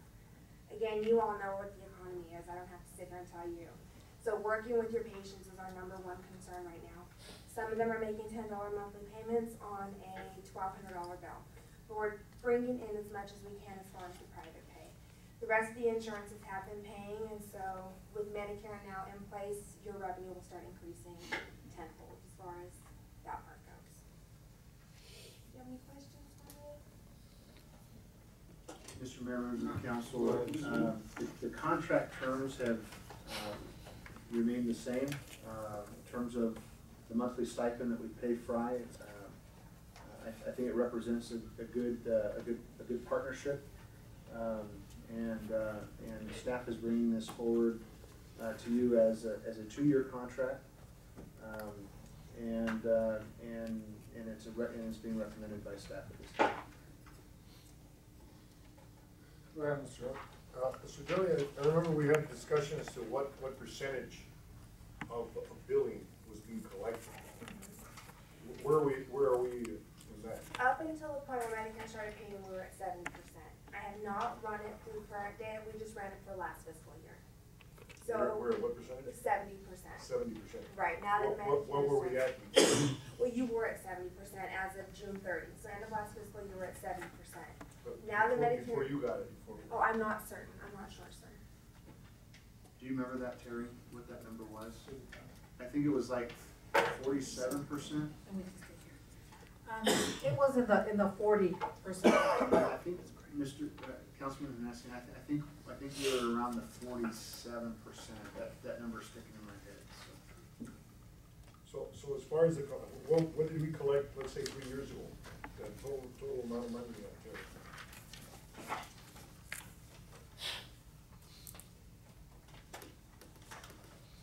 I'm gonna refer you back to Exhibit B. For fiscal year 10, it was 703,000.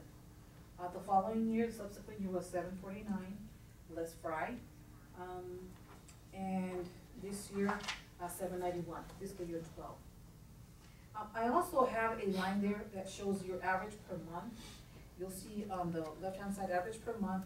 In fiscal year 10, the monthly average we were collecting was 58,000, and it increased for fiscal year 11 to 62,000, and has increased to fiscal year 12 to 65,000. And if I just take the first 4 months for this fiscal year, we're averaging 73,000 per month. So you can clearly see that there's an increase in collections. I also want to point out that, if you recall, we had, we had some number in the 900,000 mark. Do you remember that, Councilman Hennessy? We were at a $700,000 mark in terms of revenue, and we had set a goal to reach the $900,000 mark.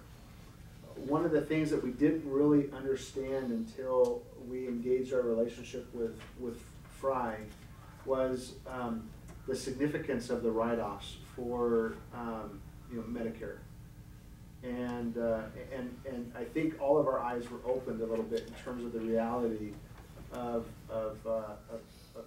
how much that impacts us because of our client base, and so I think for us to be reaching the close to the $800,000 mark. Maybe it's going to continue to go up, but I think that we're doing pretty good as it relates to what we have to deal with. So, I think it's the contract obviously has appropriate out clauses if it's something that we determine down the road isn't working in our best interest. But at this point in time, staff feels like it's worth venturing out there a little bit with them and continuing this relationship for a couple more years. Mr. Mayor, another Go ahead, question. Mr. How does this compare, the $752,000, how does this compare with the expenses of generating $752,000? I mean, our expenses on the ambulance service and all that, I mean, are we spending $752,000? Are we spending 1.2 million, 1.5 million, or what are we spending? What is our cost to generate this kind of money? We don't have those numbers in front of us. I can pretty comfortably tell you that the ambulance revenue is not offsetting the expense. It relies, in order to function an ambulance department, you have to have a revenue, you have to have a financial component, a legal component, a management component that just simply, when you start calculating all the hard costs, if we were to take that ambulance and we were going to divorce it from the city of Nogales and it's going to be a standalone, there's no way that this revenue would cover the cost of running that department by itself. So, and that's not uncommon. I mean, that's one of the reasons why general funds typically cover the cost of these types of services. Kind of like it's anything else, your finance department, your library, parks and rec, those kind of things that they may generate a little bit of revenue, your courts. It may generate revenue, but it's not enough to offset the total cost of it. So I can say that comfortably. I know that it's not offsetting 100% of the cost. Offhand, would you say that our costs are, 1.2 million, or is there any way to figure it out? We can go get a budget book real quick.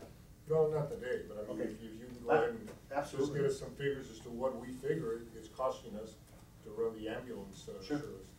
That we can do that.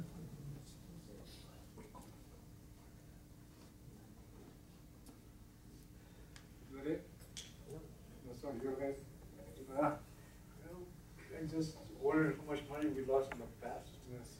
We would have had that going, would have been in pretty good shape. Yes. Well, we're here today, and we know that it's working, so that's why staff is recommending that we continue this relationship, because we really feel that the revenues will continue to increase. We don't have to worry about the employee that's out for a month, for 2 weeks or a month, and that the work won't get done, because they have the sufficient staff to be able to cover that area. And they know exactly what laws are coming down in terms of Medicare, and what the caps are, and anything out there that we really are not fully aware of. So they have the expertise, and you know, I highly recommend that you consider this recommendation. I also recommend that, members of the council. So let's take a vote on this. Mr. Mayor? Go ahead. Let me make the motion there. I move to approve order number 2012-11-077. Second. Thank you very much, Mr. Parada. We had discussion already. All in favor signify by saying aye. Aye. Opposed? Nay. One nay, 4 ayes.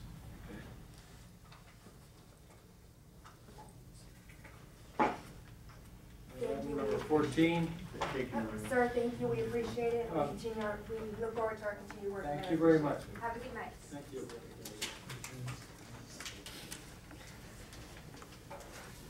And number 14, consideration and possible action of order number 2012-11-078. Mr. Mayor, I can give you a quick intro if you'd like on this. Yes, go ahead. This is in follow-up to council direction during the budget process.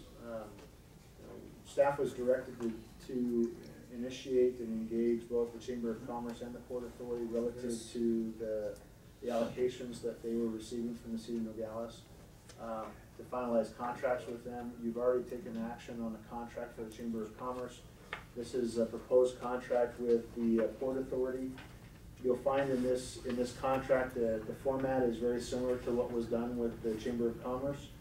I think the material difference lies in the attachment to the contract. It references an exhibit, and in that exhibit there are specific goals and objectives that the Port Authority has identified that they want to work towards over the course of this next year as a tangible as a deliverable to the city of Nogales. That's before you tonight for your consideration and possible action. It doesn't change the amount of the allocation. It follows the past practice of making payments to the port on a monthly basis. They would come back with semi-annual reports or presentations to the city council on their activities, so twice a year. And if you have any questions, I'd be happy to answer them. I know that Mr. J.B. Manson had hoped to be here tonight. He had a conflict on his calendar that was unavoidable. But he's communicated with staff that he fully supports this and is appreciative of the opportunity to put this together and move forward. Thank you, Mr. Dilley. Go ahead. Sure. A couple of things. What is the monthly payment? If I remember, it's like $3,500. Does it add up to $50,000? What is the monthly payment? Is Terry here? Do you know what it is, John? I don't know what it is off the top of my head, but I don't think we've ever reached our budget amount. Yes, I think it's below that. I would like to keep it. I don't think we'd be $50,000 a year.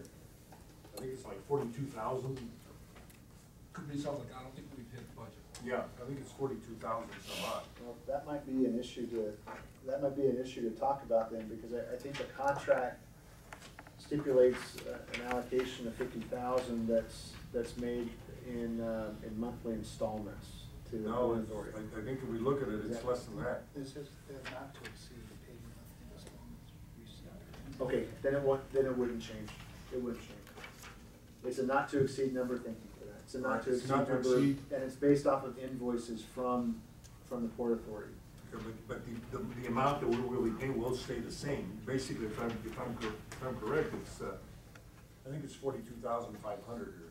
Every year, it's $3,500 times. At least over the last 2 years, Councilman, the allocation to the Port Authority has been $50,000 in the budget. It's what we budgeted, but that's not what we're paying.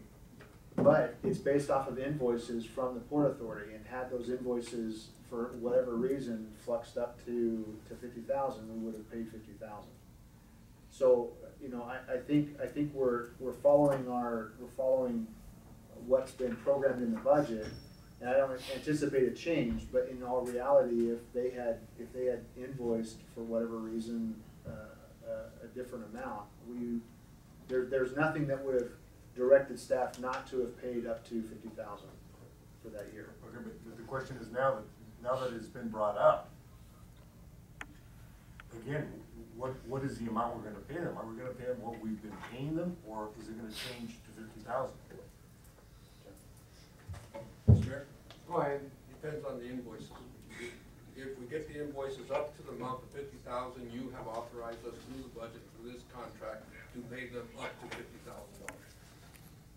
Depends on their activities, it depends on their invoices. So if it changes, I'm just telling you that in the past, they have not exceeded, nor have they reached the 50,000. Mm-hmm. So a quick answer to that is, depends on their invoices. I understand what you're saying. I'm trying to think of a way to address it. But for the last couple of years, at least that I've been with the city, the council has allocated $50,000 a year to the cause. We may not have spent all of that because we haven't been invoiced that amount. But if the council isn't comfortable with 50,000, then we need direction from you in terms of what you are comfortable with. That's kind of how that's moving. No, it's not an uncomfortable situation. All I'm saying is that you know, in case there is an added for something special, that maybe we request something special outside of the normal scope. And that does happen. Then I can understand.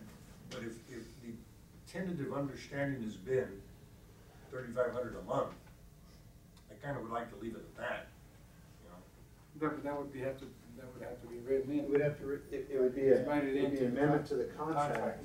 And whatever that totals, then that's what you get. Right. It's 42,000. 35 times 12 is 42,000. 42,000, that's what I'm saying. No, leave it like, you know, I'm not asking to change it. The question was, what are we paying? And I would tentatively, unless there's a reason that they would bill us differently, As long as we to don't go exceed ahead it. and pay the $3,500. Okay. But right now, as it stands, they can ask for the 50,000, they'll get it. Yeah, but it's Right. monthly That's the way it is installments. now. Yeah, but I think we can have an understanding that, yes. Can I suggest something? There's a cap on the agreement, and perhaps what we could do to address the concerns of the council that did not go over a certain amount, we can insert in this agreement a termination clause like we have with Fry, where either party can terminate it within 60 days. So if there is a disagreement as to what is being invoiced, then we could resolve that quickly, or if not, we have a remedy. And that would be the quick fix. There's nothing in the dialogue that's occurred between the Port Authority and staff that would suggest that there's any change going to occur as far as their monthly invoices go. But the reality is, even prior to this contract, we based our payments to them off of their invoices, which are justified. They talk about what they've done or whatever. But if those invoices came up to the 50,000 a year, we would have paid 50,000 because that's what the council approved in the budget. So this contract, as it's written, still reflects that very same relationship as far as I'm concerned, and with the not to exceed. The option that Mr. Machado brings forward is kind of a safety net that really probably ought to be in the contract anyway, and allows us to react in the event that we think that the relationship is going the wrong way because of the invoicing. Yeah, maybe we should do that. I think Put so. that, I think the that legal would- advice. Yeah, so it's really comfortable. Does that kind of help address the concern? If that's the desire of council, then we would need a motion to amend the agreement reflected in Exhibit A to include a 60-day termination clause, and I'll include it. If that's okay, we vote on that, then we vote on the order.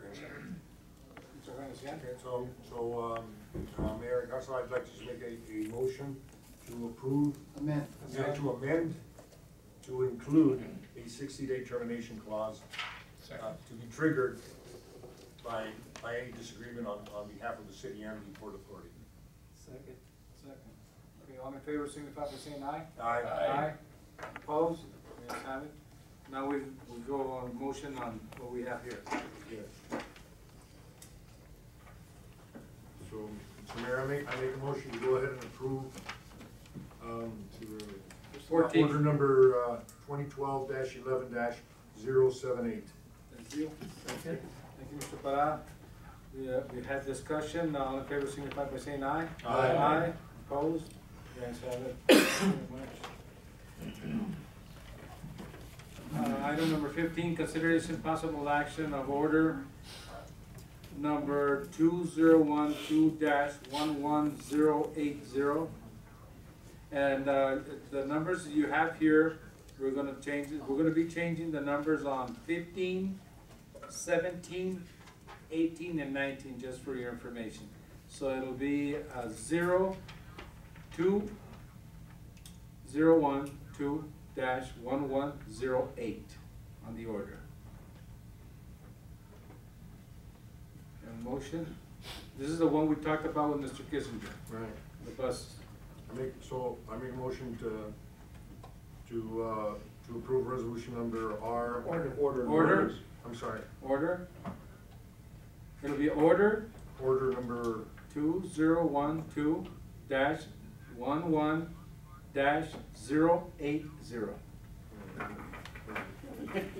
Mr. Mayor, Yes. where did that come from? No, it's because that we changed it there. What it is that item number 15, 17, 18, and 19 are not gonna be resolutions, they're gonna be orders. So let's do this before we go any further. Okay. On item number 15, on the R, put a 0 on there. Mr. Mayor? Yes. Can I suggest that? You don't wanna put anything on there? Just what I say? Can I suggest?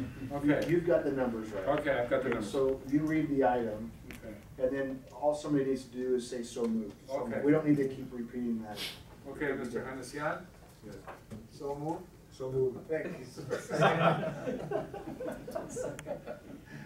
Do I have a second? Second move, okay, thank you very much. We've already discussed this one, do you wanna discuss anything else on this one, in reference to the full-time bus?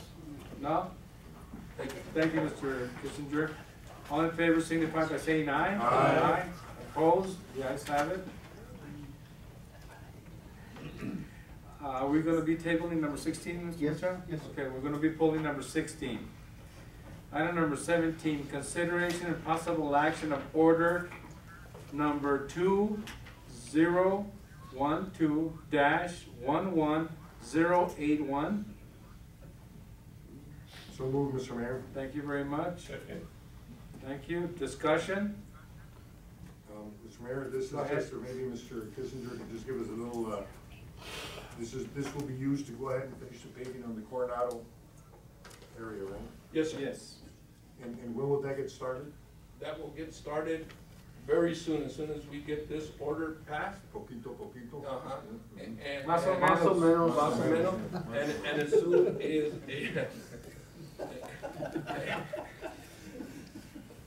and as soon as we could get ADQ to approve, we got it today? We got the approval? We got the approval today, so we're like within weeks. Are you serious? That is great. Yeah, they called it. They, Weeks or days?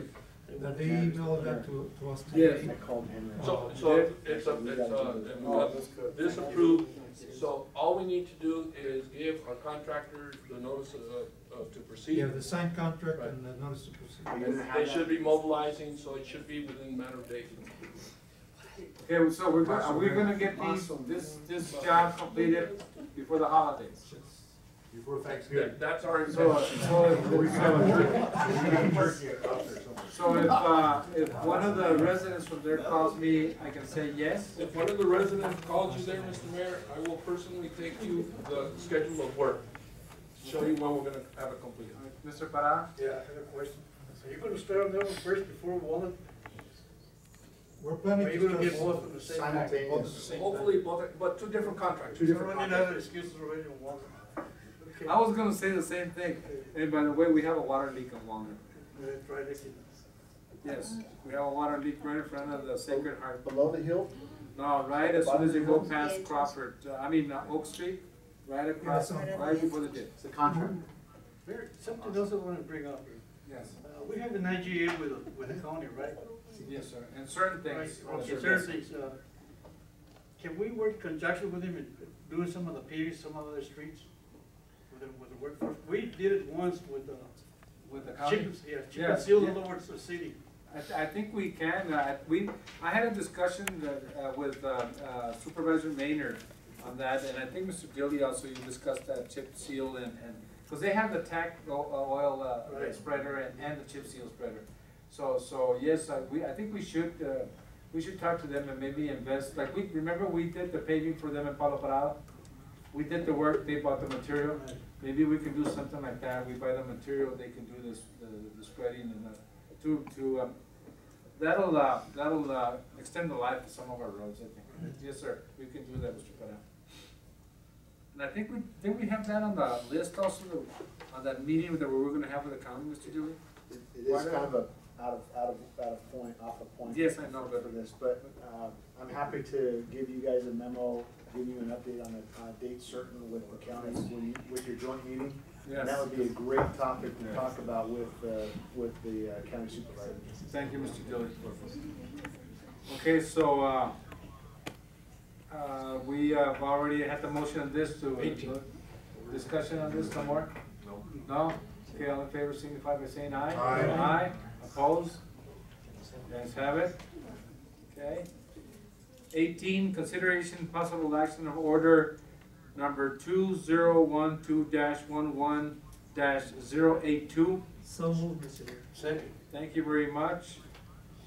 This is basically the same as 17. So, is there any discussion of this? Will you? Again, when is it, the contract has been issued? AGE, what is it? AGE, we got our SWIFT permit today, so they should be notified tomorrow and ready to go. I recommend you go look at the water leak tomorrow. Yeah, You haven't seen it yet? we already got notified for that, and they're gonna be working tomorrow on that. Okay, because it's been going on for a week. And I hope they make a good job on that Walnut Street. Yes. Me too. They took $40,000 out of Perkins Street to put on that project. The reason I'm saying is because my brother lives on Walnut, and he drives through there every morning, and he told me about that, Mr. Garcia. So, okay, all in favor signify by saying aye. Aye. Aye, opposed, you guys have it. Item number 19, consideration possible action of order number 2012-11083. Do I have a motion? So move type thing? This is, so moved, Mr. Mayor. Okay, thank you. Keep looking at Second. numbers. Second for discussion? Yes, sir. Right. Discussion? Discussion, I think that we gotta complete the project, that part. And I think we should complete both projects. I don't think there should be any excuse of butterflying, jumping to different projects. Yes, sir. Yes, that's the same way I feel. I think the reason Parks and Rec had requested the 12,000 is because there's just a minor extension on the fence area on the soccer field, and that's why they want to do that. But we're going back to this project on Meadow Hills also. Is that what it is? We are, if I can just take Go ahead. just a quick minute. When we presented the Meadow Hills Park to the council, we had a developed phase and an undeveloped phase. And in the developed phase, we identified things that we wanted to get done, that we could do with the project money. And then the undeveloped side, it had no specificity to it. We didn't communicate anything to the public, nothing. We found ourselves short on the soccer project to get the fencing done, which was absolutely important for not only the functioning of the playing field, but public safety, because it's on that hill and we didn't want somebody to get hurt. In order to finish that project, we needed this amount of money to take care of it. It so happened that Parks and Rec was moving forward with putting a basketball court in the section that we had previously identified as an undeveloped, a future development site, I guess, for the Meadow Hills Park. We had a discussion Monday during directors meeting on how important it was to, not only important that Marcel was able to help figure out a solution for the soccer field, but more importantly that we've got Public Works equally committed to try to help find a way to get that basketball court, in the Meadow Hills Park, hopefully by the end of this fiscal year. So it was time sensitive. It was an easy fix right away, but there's a willingness to continue to help and try to get that done. We felt like it was a minimal risk because we hadn't really communicated anything to the general public. We hadn't published anything to that effect, and we were able to complete the fence, which was absolutely necessary for a public safety issue on a soccer field. And it's true, Mr. Parada, having both done. I still want to complete, not. We don't know what complete is because we didn't identify what's in that future site for the Meadow Hills. We can have a study session to talk about what that means. Yeah, we can ask Marcel, do you have an idea? What else needed, so you could put in that part? This bill? Go ahead. The Meadow Hills Park, as presented to Mayor and Council, has been completed. Yes. It's not only has been completed, it was completed before time and under budget. With some of the budget savings that we had in Meadow Hills, we added some amenities to the Meadow Hills Park, which was some play equipment. We have done that with the budget savings. Yes, I remember that. Additionally, with the budget savings, we were going to add another amenity to the Meadow Hills Park, being a basketball court. It was going to be a half court? Half court. Yes. What we found was we ended up being short on the soccer field project. Okay, so we have to make a decision on how to fund the rest of the fencing from the soccer field project to keep the animals off that brand new field that we put up. So we needed some budget authority quickly. That's why we brought this item in front of Mayor and Council to move some of the budget authority that had been identified for the Meadow Hills Park, move it into the soccer field, giving us the authority to make the expenditure to finish up the soccer field. I think that was a good move to get one thing completed. How much is it gonna cost to do the half court, Mr. Bachelier? Do you have an idea? I would say close to what the budget is. About 12,000. 12,000, okay. And that is, Mr. Kissinger, is that the balance that's left on that, That's the on that project? Yes. Yes. So I would just mean that we need to get $12,000 when we jump to do that second phase or that down the road. Identify $12,000 or somehow or another come up with an in-house solution to build ourselves a basketball court. Half court. Yes, go ahead. Everything that we presented to not only the council but the general public by way of that park in Meadow Hills has been completed. Okay, there's not anything that we presented or told that we were gonna do that hasn't been done. Yes. So that's done. What we're talking about is some project savings That was left. that's left over. Now, we could dump that into something else in Meadow Hills, but we haven't really planned it. We haven't gone to council and said, okay, for this other part of Meadow Hills Park, this is what we'd like to do. Give me shade in black and white. Right. But there is plans. There is a goal to finish, to complete that part. But it's not specific. We kind of put like a brown area saying, hey, future development site, but we didn't say we're gonna put a Ramada here, or a basketball court here, or a tennis court here. And so what we did in this item here is we took the budget savings from the rest of that project, and we're gonna put it over into the soccer field to finish that project. What we have communicated, not only to the council, but to the general public. So, we're trying to make that happen. There's still a lot more we can do in Meadow Hills. There's that whole undevelopment site that we need to plan out, and we just haven't planned it. We need basically plans for phase 2, in other words. Right. Can you break up the difference there, to have both parts completed? We don't have a plan yet No, for phase. I don't know what the Basketball plan. court's gotta go in there. I don't know what the But there's plan nothing for. else. We can start putting a plan together for council to I bless think and say, that'd hey, be yeah, the that's best what we thing to want. do and find out Yeah, to and see how I much think in it that plan, costs. and not only a basketball and a half court deal, but I think like a little soccer field for the young kids, for the 5 to 8 or 9 year old kids, not for the big kids. Yeah, because there's But no small room for a soccer big field. one. You can put something small. Yeah, just something small, that's it, yeah, not a regular size, and just something small where the kids can go out there and kick the ball around and let it go at that. And well, some of the kids play basketball, right? But we're happy to put some you know, a concept, some ideas together. I think that's what Marcel's we got a, need. you know, he can help put that together. And we come can back. tell people we're gonna do phase 2. This is gonna break forever, and I know that, because they're skipping around on it. So I think we ought to leave the money where it's at, and find a way to get those funds to finish it, to that source field. How much, what is it that you need to finish on the fence? On the soccer field, Well, what, that you're requesting the 12,000 for?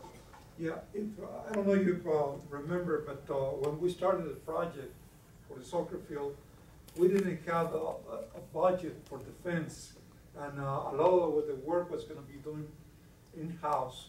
So when we decided to go with a contractor, we say, okay, we have the money allocated for constructing the field, but when the field was constructed, we saw that that field would not be able to be used without the fence. So we had, I think, left over like $10,000 or $12,000 from the original budget. That was not gonna be enough for putting the fence. The fence was $22,000, I believe, plus an additional change order that was there to protect the control panels for the irrigation of the soccer field. So that's why we're we use all the money that you allocated for the soccer field, plus we put something extra that was not in the original plan. The fencing was never considered in the original plan, because we were really short on the budget. So when we decided to put the fence in, it was because if not, the rest of the work was going to be of no use, because nobody could use it without the fence. So what we're asking is to complement that leftover money that we had in the original budget with the additional funding to be able to pay for the fence that's already in place. Did you make up the difference from Public Works, any funds there? No? It would be from another capital project. I guess we can take a look at that. Yeah, we have Let's to finish both. We wouldn't be bringing this forward to you if it was just readily available, something that was just, you know, low-hanging fruit that we could pull from. So most of the funds that have been discretionary in the capital line items, council has earmarked for street projects. We went through quite an extensive effort to prioritize where those monies were going.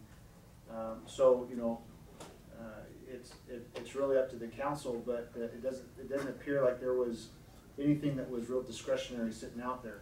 What we did feel comfortable with is the fact that everything that we had committed to not only the council but the general public by way of the Meadow Hills Park has been completed. We've honored that commitment, and so we thought that was just an obvious place to pull money and get the soccer field done.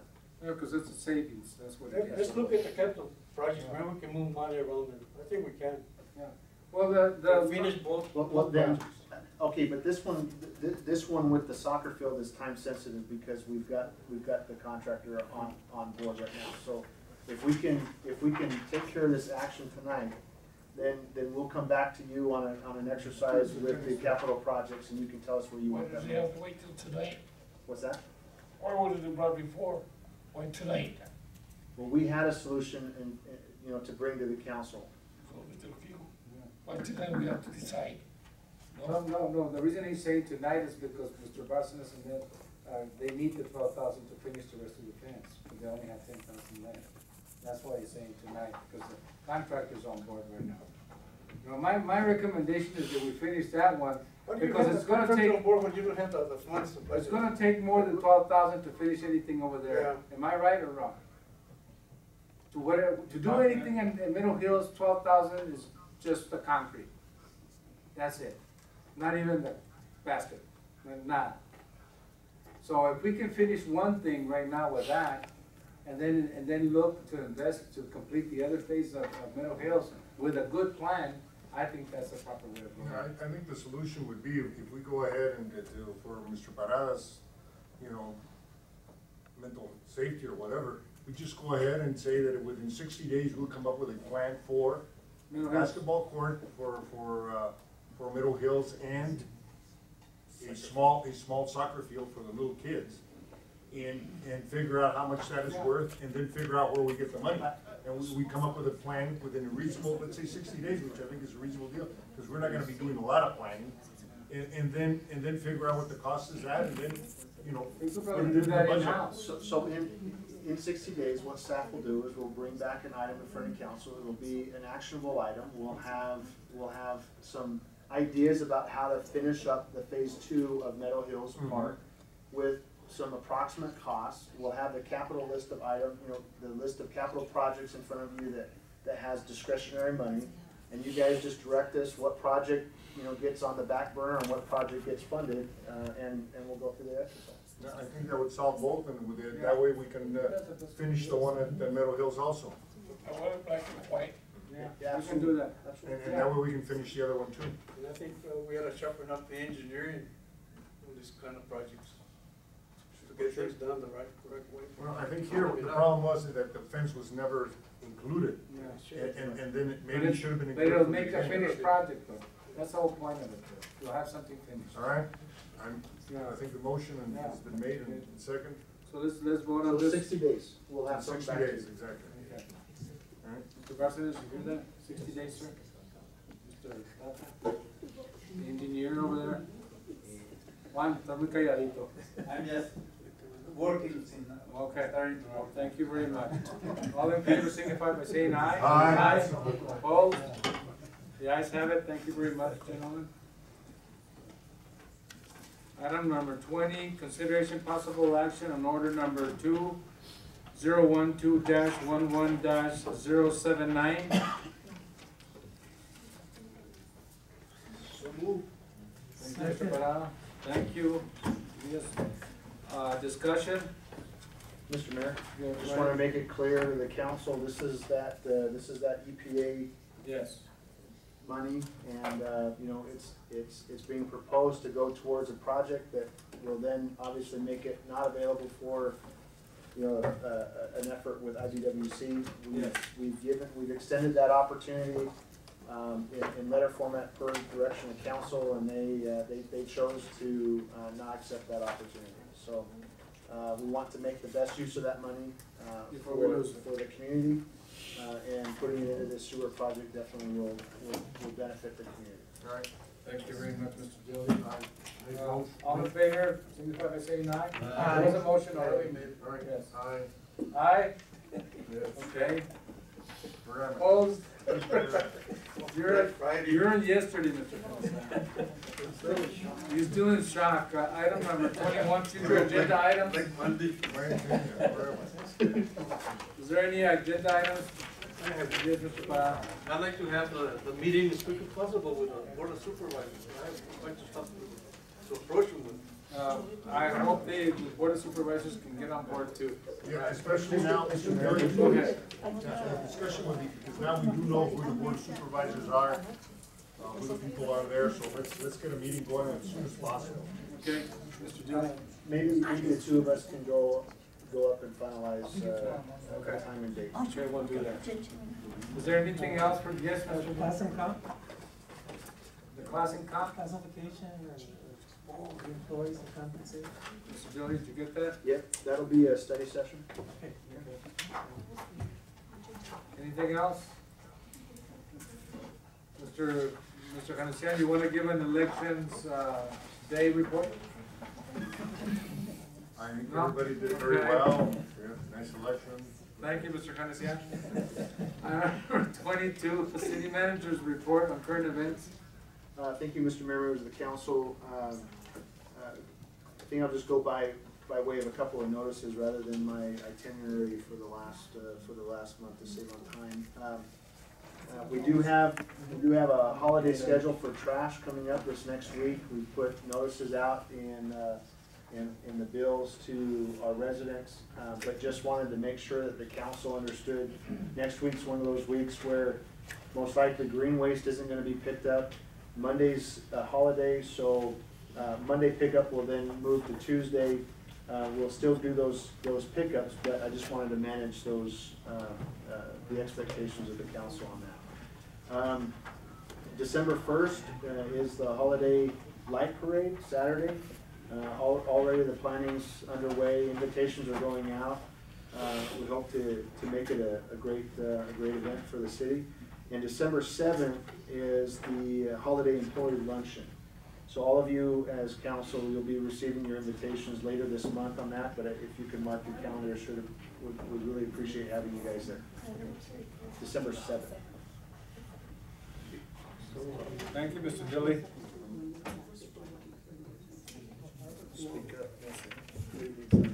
Mr. Mayor. Yes. Excuse me, sir. You were left there with a paper that says ADOT needs Yes. information This is from you. Mr. And it's Felix's from the mine. upcoming meeting. Yes. And Thank you. last but not least, and more for the benefit, well, everybody here's, well, we're no citizenry here really, I guess, outside of staff.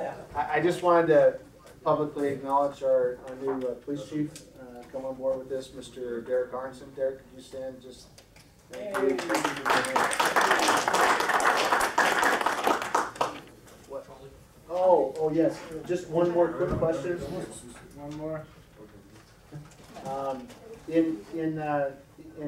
In the past, sometimes the trolley has been requested by members of the council to have council ride in at the Christmas lights parade. We also have from time to time requests from just the public, you know, maybe a civic group, a nonprofit group uses that. Before we open it up to outside groups, is there any desire or intent by the members of the council to ride on the trolley in the Christmas light parade? Usually you guys have your own cars or whatever but just wanted to throw that out there first because we know we get those requests. So anybody want to get on that trolley to ride down the Christmas light parade? Okay, all right, appreciate it. Just wanted to throw that out there first. Thank you. And that's it, Mr. Mayor. Thank you very much. This meeting is adjourned. Now,